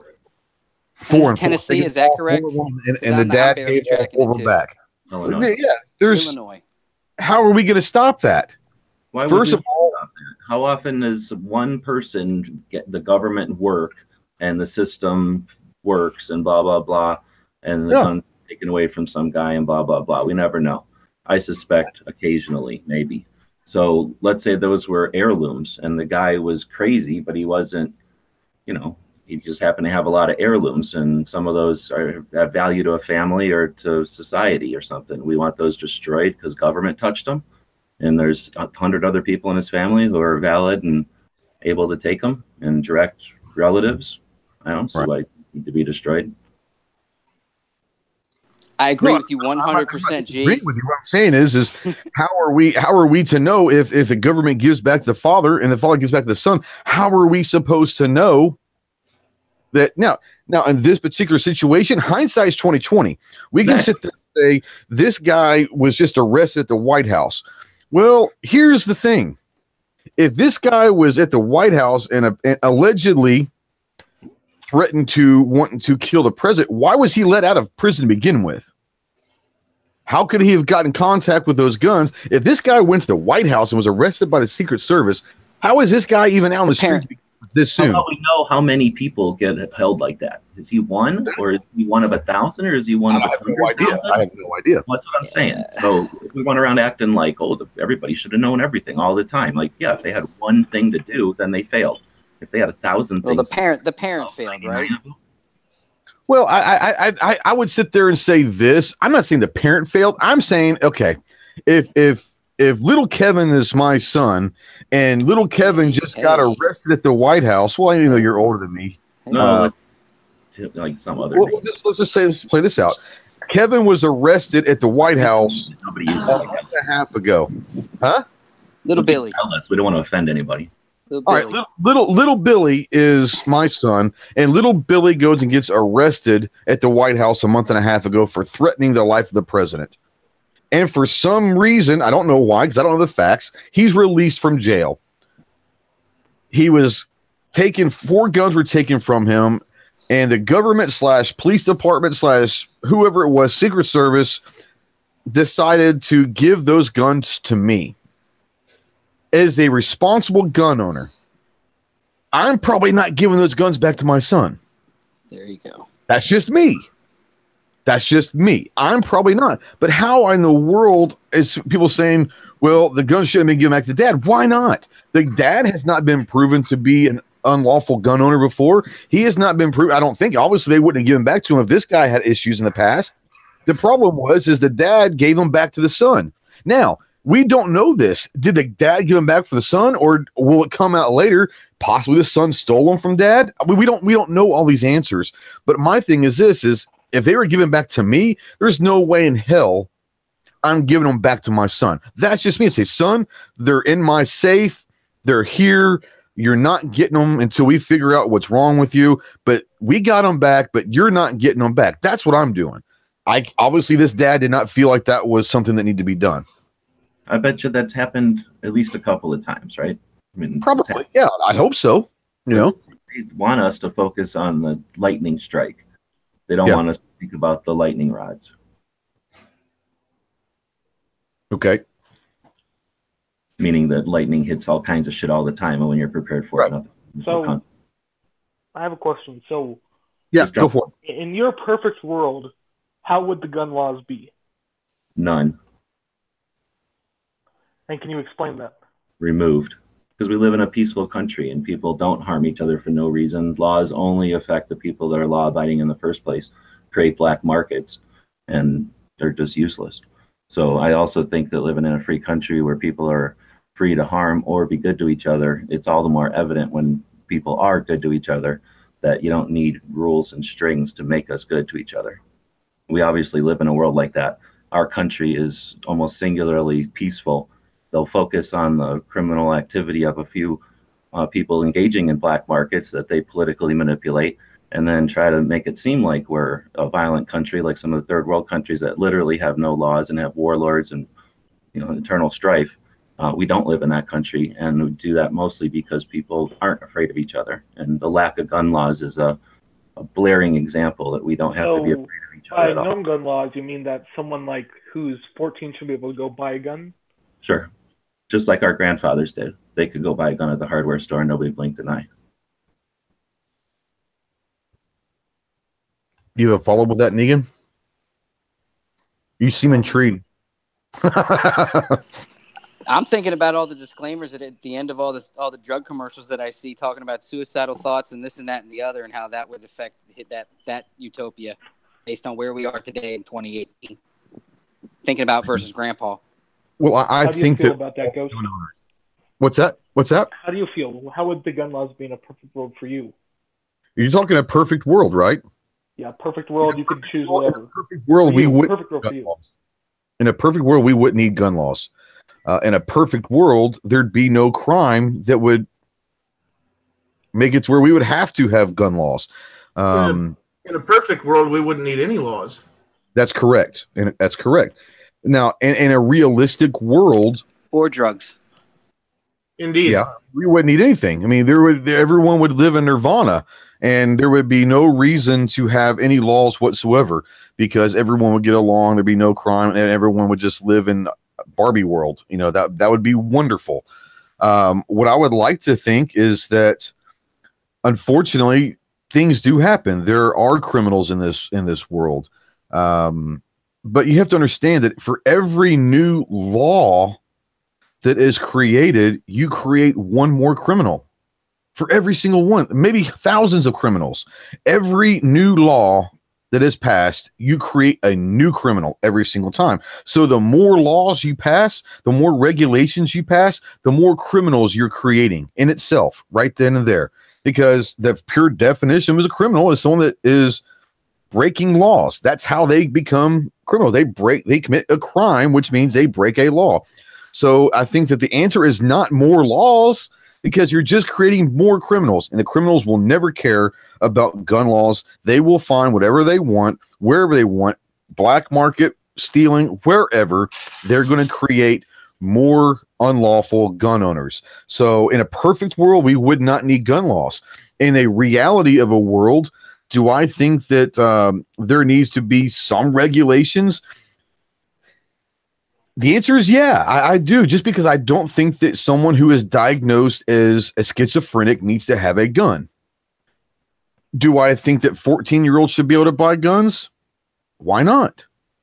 If they're taught the proper way by responsible gun owners, I think that everyone should go. Even if you're 57 years old, I think everyone should go through some sort of training, whether it's learn how to shoot, a safety class. You know, a lot of states in Arkansas, we have a hunter safety class that teaches kids and other people about firearms and the safety of hunting and all that. But why wouldn't we have firearms classes? I think people should want to go to these. But if you're going to be a responsible gun owner and a law-abiding citizen, there is absolutely no reason that we should have to regulate anyone who wants to own a gun. That's just my personal opinion. Anybody else want to? Ellis, you're kind of being quiet over there. Do you want to jump in? And Sandy, do you want to jump in and answer Negan's questions? I think it's a pretty valid question. I'll say something to this. I honestly think that the only gun control in this country that we need is how deep your pockets are. If you can afford it, you should be able to own it. Whether it be a 22 pistol or a Sherman tank, an M1 Abrams, an A10. If you can afford it, if you want it in this country, if it's a weapon, you should be able to own it. Why would I think that? What kind of idiotic thing to say is that? Simple. When the Constitution was first written, it was written to give the people the same firepower or better than our government has. I don't think you need an A10 Warthog to hunt if you can't. A helicopter and a single shot rifle. I would see Ellis driving downtown with the Browning 50 cal mounted to the top of his vehicle. That would be badass. And I would. I would too. If I could afford it and I could get one, I would too. Sandy, do you have anything you want to say about this? Well, I guess if we're gonna go back to, in the perfect world, yeah, there'd be no gun laws. I don't think anybody should be restricted on what they can or can't own. Now I understand that there are always going to be those bad eggs, and we don't live in a perfect world. We live in an imperfect world. So whether it's popular or not, I do have an opinion on this, because there's no way, like we've already established, there's no way to minority report the crime or the criminals. Right. And so the way I see it, there's always going to be bad apples. There's always going to be crazy people. There's always going to be people that just flat out want to do evil. And we've got two choices. We can do away with guns entirely, 100% ban, or 0% ban. I think anything in between is asinine, personally, because it's not going to work. But I think that 100% ban is also impossible, because we've already established how many hundreds of millions of guns are in this nation. And there's no way to wave a magic wand and take them all away. So even if we did 100% ban, we don't get rid of them all. And so that means that there's still we have the bad apples, we have the people that want to do evil, or the crazies, or whatever you want to call it, are still going to have access to firearms, and only the ones that are willing to obey the laws will give them up. So I think, in my opinion, that the only thing that makes any sense is no gun laws, because the fact is there is evil in the world, and evil is going to have a gun in the United States because we have guns here. And the only way that I feel equipped to deal with that threat is to have one of my own. Preach it, babe. Preach it. Yeah, I'll say this. This is one of those questions that everyone will sit there and say, until there is no evil in this world, until there are no criminals in this world that have guns, then leave me alone. And I'm not saying I'm putting my guns up at that point. I'm just saying leave me alone until you take every criminal off the street and every illegal gun off the streets. Leave me alone. If there was a way to eliminate the illegal guns, then I would have a conversation about eliminating the legal ones. Yeah, no doubt. Yep, no doubt. Tack, do you want to ring in on this, or? I'll be brief and just say that I look at the budget of like the NRA and that type of lobby, and then I look at the budget of the psychotropic drug dealers that are out there and that number, and I just laugh that, again, we're deciding to just kind of be like, yeah, I wish I could fix it. It would be cool if we could fix it, because we don't want bad guys to have it. We don't want crazy people to have it. But don't fuck with my shit. And again, I agree with it, what everyone had just says. Trust me, 100%. I'd like to have whatever the bad guy has or better, because I believe in my right, your right. I believe in every single person that's listening's right. At the same time, if we're all addressing and saying, yes, this is 2018, it's not a perfect world, and there's this thing. Once again, I challenge all of you. Watch regular TV for a little bit. Wait until you hear one of those drug commercials, and then listen to how every single one of those, not even the psychotropic drug commercials, the drug commercials where they're fixing shit with old people, all kinds of shit. And every single one of them says, you're going to get suicidal. You might want to kill yourself or other people. And we're all like, pass the spaghetti. Great garlic bread, Dad. So anyway, that's all I would add to the conversation, is that conversation still needs to continue, because if you guys want to ignore it, that's cool. So, and what's even worse, after they see that commercial enough times, they're at the doctor saying, like, don't I need, like, exactly. Well, that's the other crazy part when you think about the programming that they're doing, because you would, and it's always consult your doctor, and they'll just be like, I saw something, it's got a Z at the beginning of it. And what happened with that doctor? He got taken out to dinner and flew to the Bahamas because he sells a lot of Z last year, and they want him to keep selling Z. So you're going to get Z. So anyway, pockets of the pharmacy. Now, I don't have a solution, guys. I just want to bring it up as a point. That's all. No, I understand. I hear you. No, this is what it's all about, is having this discussion. We don't always have to agree. And I think that's what makes this wonderful, is if we all agree about everything, then the echo chamber doesn't do any good. It's awesome to bring up different points, and it's okay to have arguments. I will say this, Negan, since you brought the question up, I'm going to flip it on you. How would you answer that question? Well, for one thing, I would personally like, in my world, if people are criminals, I'm talking not about drug offenses, tax evasion, not stuff like that, but stuff like people who are violent, pedophiles, rapists, and stuff. I don't believe those people should have weapons. I think we can all agree to that, can't we? I mean, honestly, if you're a convicted rapist, anything that's violent offense, I think we can all agree that that person's not the best representative in the gun community. I think we can all agree. Plus, if you give them a gun, you're making them more likely to be able to harm someone. If you take away their guns, other people are armed. It'll be a lot harder for them to rape someone. Yeah, and we're talking convicted here. We're not talking, we're talking absolutely convicted. and all of that. So I think the rational side of everyone in this room that are responsible gun owners can sit there and say, we don't want that person representing us. So I would say that I would agree with that. Where's the law that says any of those people can have a gun? If you're a convicted felon by federal law, you can't own a gun. Well, right. But I would say this is what if they owned guns prior to they had to give them up? If they were a law-abiding gun owner, do they had to give those up? If you're a convicted felon, yeah, you can't even be in the same room as ammunition. Are there? All right. So, are you going to tell me that there are people that have convicted of criminal crimes that criminal crimes? That's kind of redundant, isn't it? Criminal acts that don't have guns. What? I said, are we saying that criminals are going to have guns even though they are convicted of crimes? Hell yeah, they are. Oh yeah, some of course. Yeah. Anyways, go ahead, Negan. Your answer was, we don't want. Besides that's everything. The only other thing I would agree on is have an age limit, like maybe 12, because I don't want little Johnny, 8-year-old, with a gun who doesn't have any common sense, who's 8. I mean, who can't clearly process things, going around playing with a gun.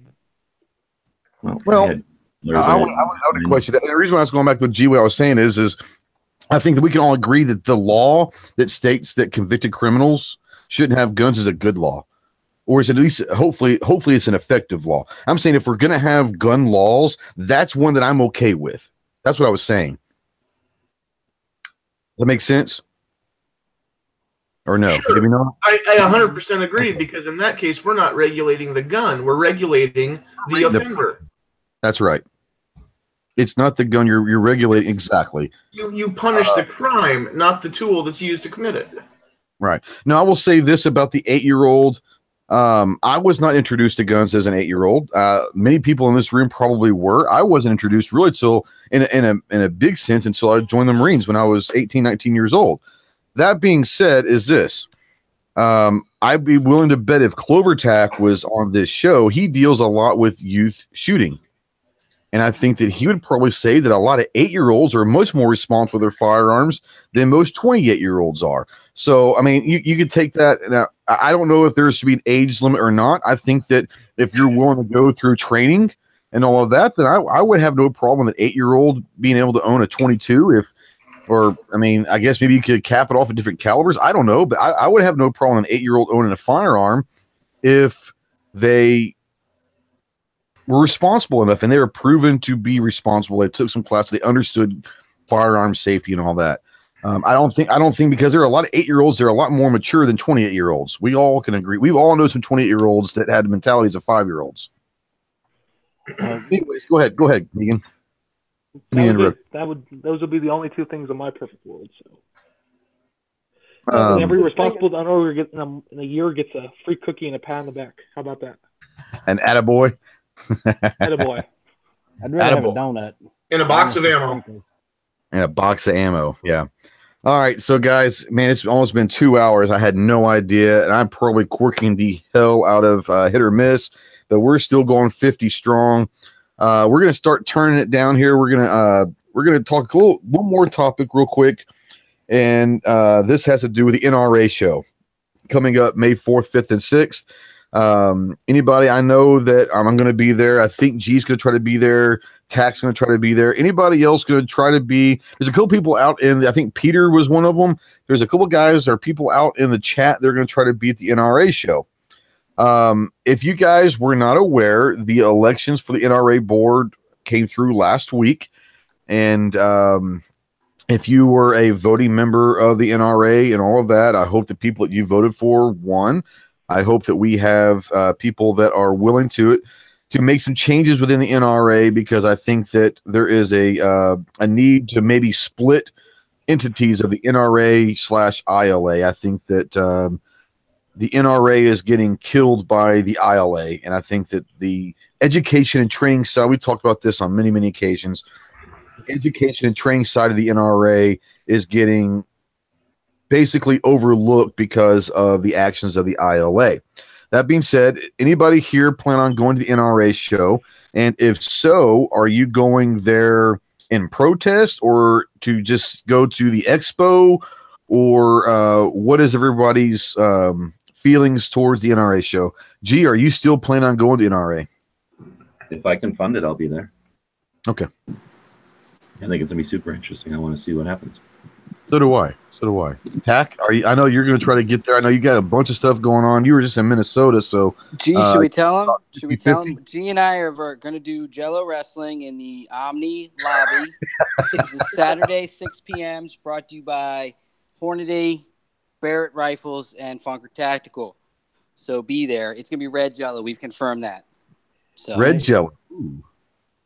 Costumes to be disclosed. I'm going to try.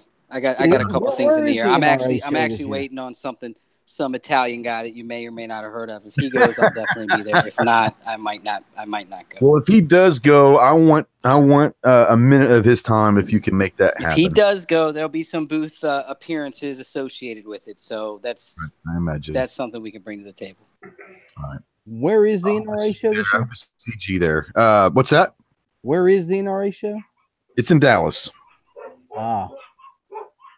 You can bring that outlaw or no? No. I don't think so. All right. It's all right. Sandhills, are you going to try to get up there or down there for you? No. After this week taking off work, I don't have any time to go anywhere until probably deer season in November. Extend your medical leave an extra week and just say you're still not feeling too well, but you have a specialist in Dallas that you need to go see, maybe? Maybe I could get that pushed through. Negan, how about you? Are you going to try to make it to NRA? I don't even know where. I mean, you don't have to answer this, but where do you live right now, Negan? Well, first of all, I'm not 18. Second of all, I'm in school. Third of all, I live in Colorado. So. Colorado, okay.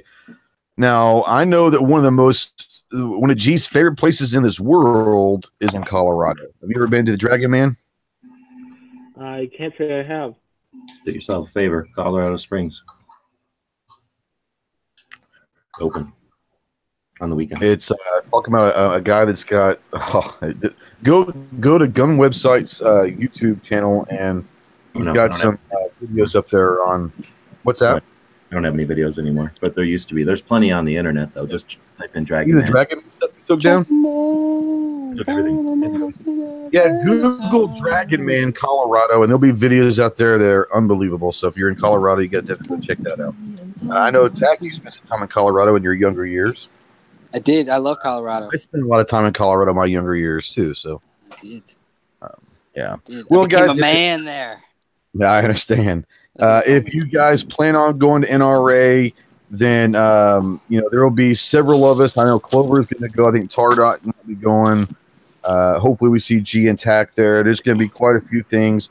It's going to be interesting. I think, G, you brought it right. It's going to be really interesting how the dynamic of this NRA show is.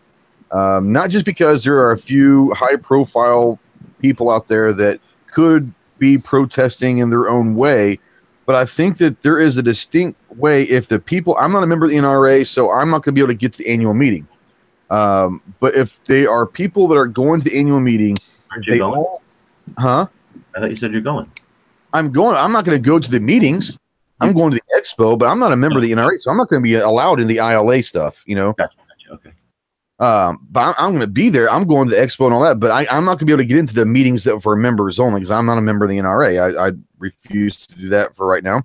But anyways, I think it's going to be interesting dynamic is to see, do the members of the NRA that go there, do they in any way try to change or dictate how the NRA might think about changing the ways they're doing business? Could there be a coup to get Wayne LaPierre gone? I mean, I don't know. All these answers are going to be interesting to see how it plays out. Will some of these high-profile people, and I think Kevin and I were talking pre-chat, will some of the high-profile people that go there that might be protesting the NRA, will they be escorted out of the building? Will they be asked to leave because it's the NRA show? I don't know. All of this stuff is something that I'm looking forward to see how this all plays out. Yes, I'm there to do some work and to galvanize and forge some new relationship with some companies I've already talked to. There is a business side of me going, but there's also the side of me is I'm really interested to see what happens at this show. So, and the answer is someone out there, do you have to be an NRA member to go? No, you do not. I'm going in media, But I think that you might have to join maybe to get in if you're not going as meaty or something. You might have to get in. You might have to be, but I think there's maybe like a little weekend membership you can buy or something. Gee, you were talking to Mr. Wright about that. What was that again? Is there like a $10 membership fee or something? Well, if you just want to be a member of the NRA, there's a $10 one that you just don't get the magazine or something, so it's like $10. Okay.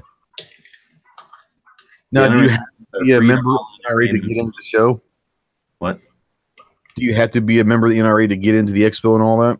I'm just reading the page here that says like the attend page of their website they'd have an NRA site specifically for the meetings.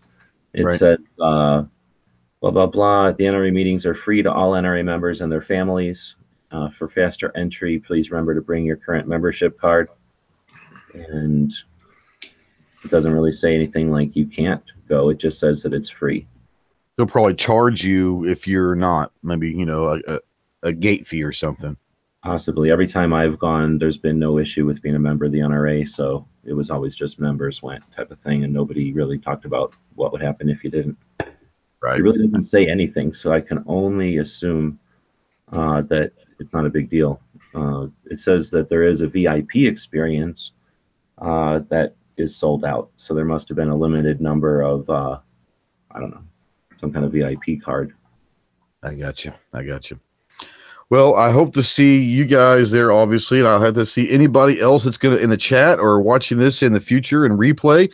I would love if you're going to be there on that weekend, April 4th through the 6th in Dallas at the NRA annual meeting and expo. 15 acres, the most spectacular display. So 15 acres worth of the stuff at SHOT Show. Yeah, it's boring stuff.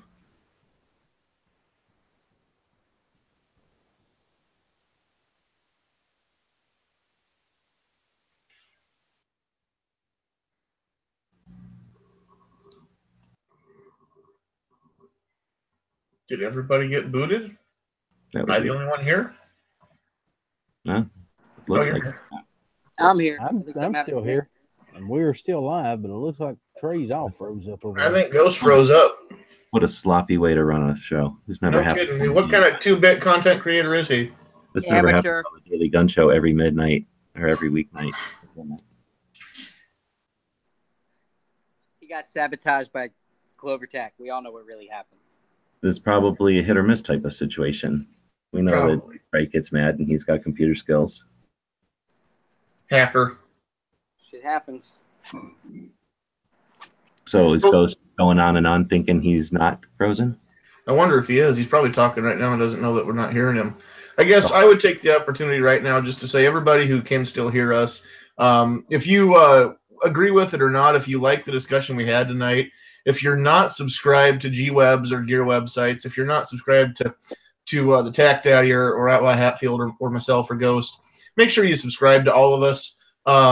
We really appreciate it. I am just a few subscribers away from getting monetized, so this might be a shameless plug, but I appreciate all the support, guys.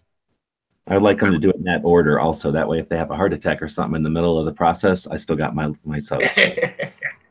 And then unsub me last, but then go make sure you're on Funker Tactical.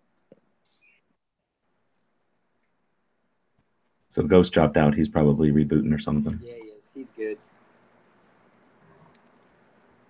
We'll have 5 minutes or, something like that.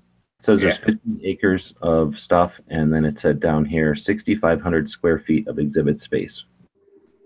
No, 650,000 square feet of exhibit space. That makes more sense. So that would be like going to 65,000 square foot. No, that would be like going to 650,000 square foot stores. So like a standard store in a strip center, 1,000 square feet. It's like having 650 of them there. They basically are the booths like you see at SHOT Show, where you kind of. How does that stack up against like Wanamaker's? Is that roughly the same floor space or different? I think they say 11 acres at Wanamaker. Yeah, so what's 650,000 square feet? I guess I can do the math real quick on that. Well, we can look up the Tulsa Expo building or something, I think it's called. Because it'll say whatever acres it is. Well, the Tulsa, yeah, it's 11 acres, but how many acres is 650,000 square feet?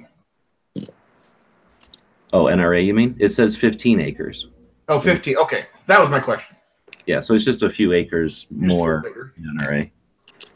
But I doubt that it's going to be in the same experience as Wanamaker, which is all in one giant big building. That's impressive. Usually that however many acres is going to be in like an L shape or a couple of rooms in a convention center.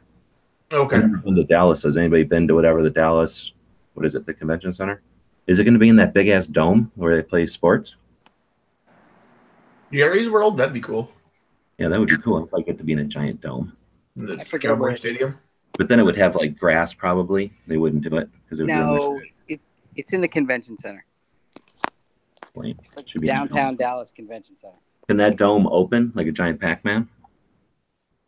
I think so. Doesn't that one even have a retractable field so they can run it outside and get rain on it? I don't care about that, but that would be cool if they could put it in that dome and then open the dome like a giant Pac-Man and have an outdoor NRA show. Except that would probably ruin everything, and they couldn't do it because none of the red dots would work. And it's at the K. Bailey Hutchinson Convention Center. I don't know who K. Bailey Hutchinson is. I bet people in Dallas probably know. Hopefully she's broken up. It's sort of a weird looking layout. It's not a giant building. Well, I mean, okay. That's cool. Certainly going to be an effort, though. Looks like if you came in on one side, you could do some damage going back and forth. And then go back and forth. Otherwise, you'd be doing back and forth this way pretty long. And how many days does this go? Is it 2 days, 3 days?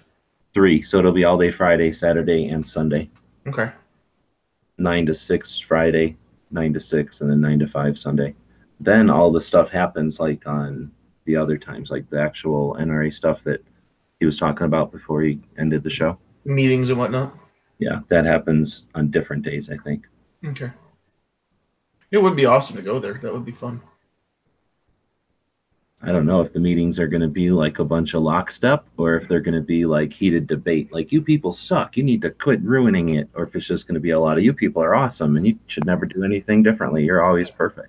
I'm pretty sure they're not going to allow the people to send them. Getting an important component. My internet in the entire facility just went out, and they don't know what happened. The entire facility, building at my work, the entire facility just completely lost internet. So I apologize. I don't know what the hell. We took care of it for you. I appreciate you. We still are. Yep. All right. I don't know what the hell happened. But thank you guys for joining. It's been 2 hours. Let's start with Ellis. Ellis, do you have anything that you want to plug real quick? Here miss Tuesday nights at 9.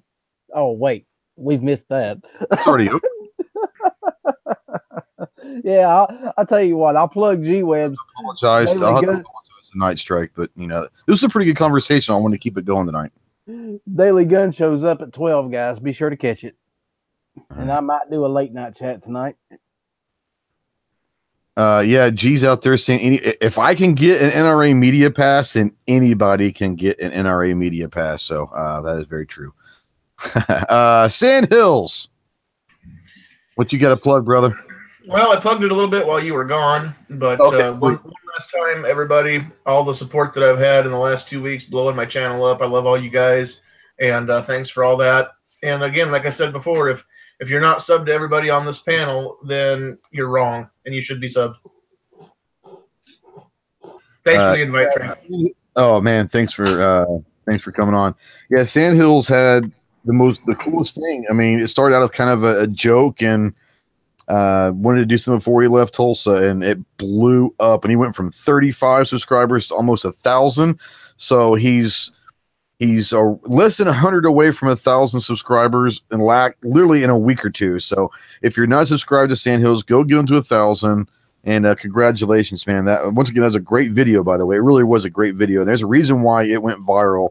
Some videos go viral just because they go viral. That one, that was a good video. So you did that really well. And when it's good when people start trying to copy it and emulate it, so you've done something good. So congratulations to the success, and I hope this kickstart a whole nother level for you. You have time to tell me about what happened with this video. What are we talking about? What video?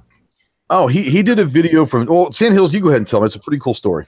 Okay, so like I said, Friday morning in Tulsa when Travis and I rolled into town together there. I think I was sitting on 37 subscribers. I mean, I was a nobody, you know. I mean, I still consider myself kind of a nobody in the YouTube world, but I was sitting on 37 subs, and of course, I picked a few up from people that I met over the weekend. But Monday morning, as we're packing up to leave and head back to Nebraska, I was flipping through some Facebook, came across a post. I've seen it before. Headline reads 72 dead in attempted gun confiscation in Massachusetts. And it talks about how the National Guard was called in to disarm an ammunition cache, and a shot rang out and ended up starting a skirmish. And then at the end of the video, I say, you know, John Adams and John Hancock and a few of these guys are still considered at large and wanted by the government. And I said, you know, of course, this is how the American Revolution began, and everybody should know their history so they don't repeat it. Now, this was not put out as clickbait the way a lot of people in the comments are saying it was. If I had any idea that people would actually watch that, I'd still do it the same way. But, you know, it was just a goof. I thought maybe 2 or 3 people to see it, laugh at it, it'd be fun. And yeah, like Ghost said, it just took off, and it's sitting at just over 198,000 views now.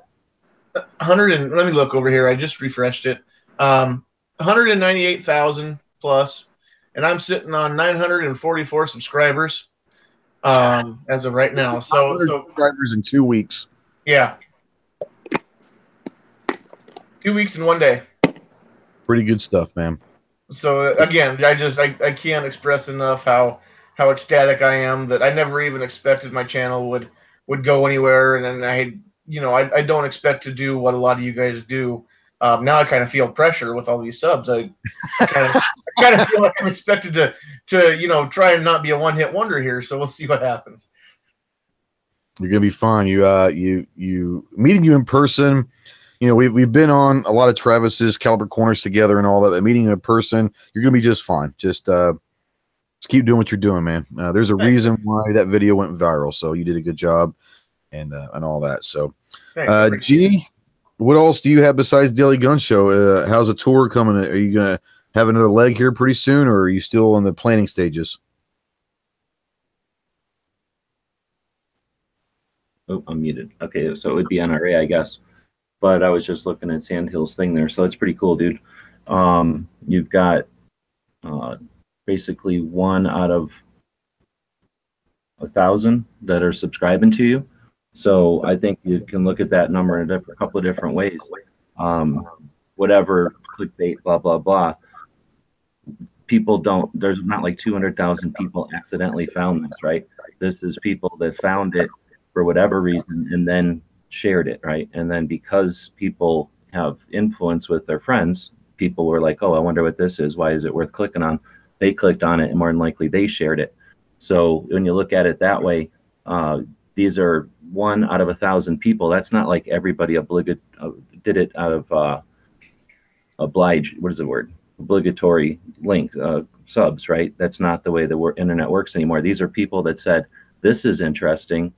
I want to see what he does next. And they subscribed. So these aren't people that are expecting unrealistic expectations from you. They saw you, and I didn't see this video yet, but I talked to you for quite a couple of times while we were at the show, and you're a real dude. So I suspect they see that in your video there and are curious to see what other kind of insight you're going to offer. So I'm looking forward to how your channel grows and how you play with it.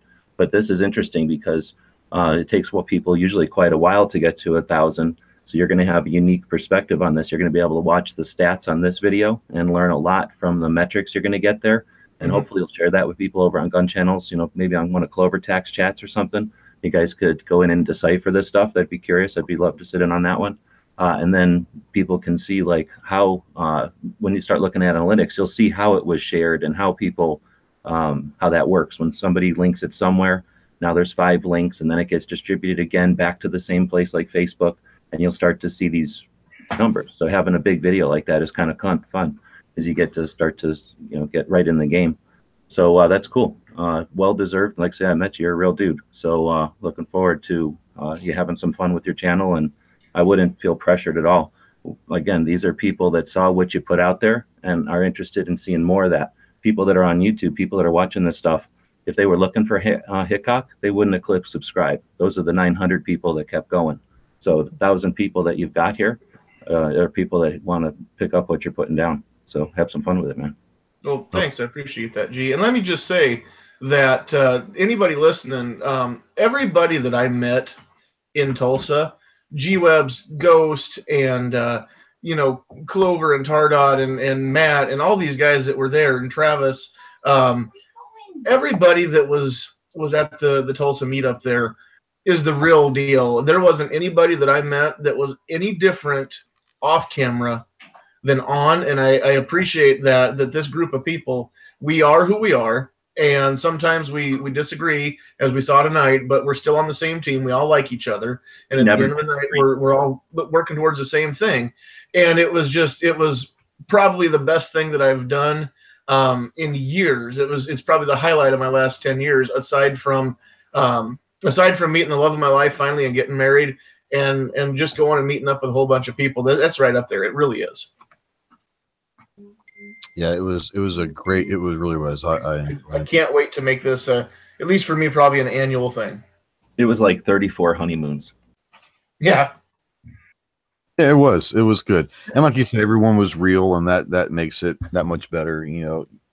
I really wasn't anticipating anybody being any different because, for a lot of us, we've been around each other long enough now that if you were putting on an act or you weren't who you were acting to be on TV or whatever you want to call it, you would have gotten found out pretty quickly, I'd imagine. So for sure. It is great to know that there are genuine people out there. I have met, except for Ellis, I have met everybody in this room, and everyone is exactly who they are. So I love that about them. And, Ellis could easily be a robot. We don't know. We really do think that Ellis is a robot. We have no visual proof of life from anybody. That's the man that I have no proof of life. Stop. That's what we're Jello wrestling. I know I can at least outline his invisible form somehow with Jello. This is not a robot. It's amazing that you guys have been in the same room so many times and never actually met face to face. So. Does anybody else agree with me that Ellis could very well be a life model decoy? Because there is this face that comes on sometimes, but that doesn't necessarily mean his face. It could be the robots are just as smart, if not smarter. They could have some human trained to go and be their puppet. He could be a sophisticated robot. Ellis in our chat, his name is Charlie in some other chat, and he's Bob in some other chat. Yeah. It's anonymity phobia. He's always frank and earnest in his chats. On Monday nights, he's frank, and on Thursday nights, he's earnest. You should hear him in the anti-gun chats. Oh, my God. What were you saying, Tech? No, I was just saying someday it'll happen. Yeah, it's all good. All right, boys and girls, we're going to shut this one down. I appreciate everybody for watching. Sorry about the little technical thing. We went dead there for a few minutes, and I was cut off from the outside world. I don't know how I survived without internet. Oh, my God. The world just ended for about 3 minutes. There was people all over the place here in Arkansas that were freaking out because they didn't have internet. So thank you guys for joining us. Around, but we do a lot of plugs at the end of the show. So let's plug Hosh. Our friend Hosh Nasi in California does the ham radio. Ham radio stuff's awesome. Yeah. Yeah, on Fridays, and helps you get your license, and more importantly, takes it out of that realm of like, what is this stuff? To like, what can we do if the internet goes down? And with little things that cost $26 on Amazon, we could at least all be in contact. We have established an awesome network across the entire country. Right. Speaking of that, I am doing an interview with him on my show in 2 weeks. Well, there you go. There's another shameless. That'll be cool. Are you going to do it on the internet? Or are you going to do it through radio? No, we're going to attempt it through the internet first, if we still have internet by then. If there was a way to take that radio and get it broadcast, that would be an awesome interview. That'd be kind of cool. You could do both, couldn't you, Ellis? Probably could. On the internet, and also have him go live on his ham? Yeah. That's right. You could. Except I don't have a ham operator's license, so. Well, no, but if he just has a speaker near his microphone, and you could do it over the internet, but then he could just broadcast from his house over the ham frequency, couldn't he? And just broadcast the interview right through there. It'd be a little rigged up, but I think it'd be possible. I would have to talk to him, and that would be cool as shit. That would be cool shit. One other thing, if we're plugging stuff, Ellis, I think it was one of your late night chats here a while back. What's the deal? Ellis is a robot. Okay, I'm gonna need some sponsorship money if this thing goes for any more than another 60 seconds. Just for, this is for a real good cause, though. Minutes. Explain a little bit about what's going on with Mr. Holster. Wrap it up. Oh yeah, Mr. Holster. Mr. Holster is a YouTuber. Some of you guys may know him, others may not. And he's got cancer. And we have been going out and trying to get some people to help out. There's several companies out there that has donated product to this cause. Frag Out Clothing has actually put a shirt out with his logo on it and stuff. And all the proceeds, the shirt was totally free. And all the proceeds go to Mr. Holster. We're just a bunch of us trying to get together and do what we can to support him. And he's sick right now, but that don't stop the bills from coming in, and he's gonna need all the help he can get in the upcoming weeks and months. So awesome. And Ghost, I've got a link for that shirt if anybody out there would like to purchase one. Go ahead and throw it out there, because I'm going to plug one more thing for Midnight Range. You want to ask me to plug this? While I'm doing that, go ahead and throw that link out there. I believe you're a mod, so you can do that. You're going to promote his stupid open-faced hot dog sandwich idea? I think that's... it's just what it is. Another sandwich versus non-sandwich. But Midnight Range CM says, can I get a plug for the Harrisburg, Pennsylvania Capitol Rally on Monday? Larry Pratt of the GOA is among others speaking. It's through the PAFOA. So if you are in Pennsylvania and you're close to Harrisburg, get there. If you're not from Pennsylvania, but you're willing to make the drive to get there, there will be another Capitol rally in Harrisburg, Pennsylvania, Monday. So go check that out. And there you go, Midnight Range. Thank you to everybody out there who stuck around. What's that? I wasn't able to get that link out there. I'm not a mod on your channel. You're not a mod on my channel. Well, say something and I'll mod you. Okay. How are you not a mod on my channel? I have no clue. Maybe I just don't want a Hatfield. Well, that's what you say. I'm more of a McCoy guy, apparently. Well, my mother was a McCoy, so I'm covered. You're a mod now, so go ahead and put that in the link. That link out there in the chat. All right, guys. Like I said, thank you so much for watching. Thank you for the conversation. I love the fact that we don't always have to agree, but we will all walk away as brothers in arms and fight the good fight. So keep fighting out there. Stay vigilant. Do what you can for the Second Amendment. Do what you can for gun owners' rights. Fight as long as you can. Be as vocal as you're willing to be. And let's see here. I don't know if Hit or Miss is over or not. If it's not over, go check out Hit or Miss on the YouTube channel. It's Night Strike 1. On GunChannels, it's Hit or Miss. Big Gunner 81 might be coming on live tonight. If it is, go check him out as well. What'd you say, G? Hit or Miss is officially over. You eclipse Corp. I literally corked the hell out of him. So I had to apologize to Night Strike. You need to send him something nice. In his place, so he doesn't think he's the king of Tuesdays or something. We discussed that on my show. Corked him with like 30+ viewers. It's not like he just like kept a little limping chat alive. We were actually at 60 until I went stupid and cut off the internet. We were at 60 strong for most of the 2 hours, so I was pretty happy about that. What were you saying there, Ellis?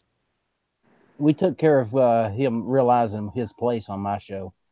I think he firmly understands now that he has the third best show on Tuesday nights. All right. Well, guys, Thank you once again for watching. Thank you for hanging out. Especially the last 20, 30 minutes, we kind of went down some rabbit holes, but I thought it was a great discussion. Thank you for my panel guests for always joining me. And thank you for everyone who's watching this in replay. Please leave some comments. Let us know what you think of the show. If you have any ideas of the content and something you would like to see in the show, go ahead and leave a comment in the video, or you can email it to live@ghosttactical.us. And let us know what you think of the show and topics. We'd love to hear from you. I will see you guys probably some other chats throughout the week, but I will see you next Tuesday at 7 Central for another edition of Tactical Tuesday. And we may see you on some different stuff in the next week or two as well. So until next time, guys, appreciate you stopping by. Semper Fi.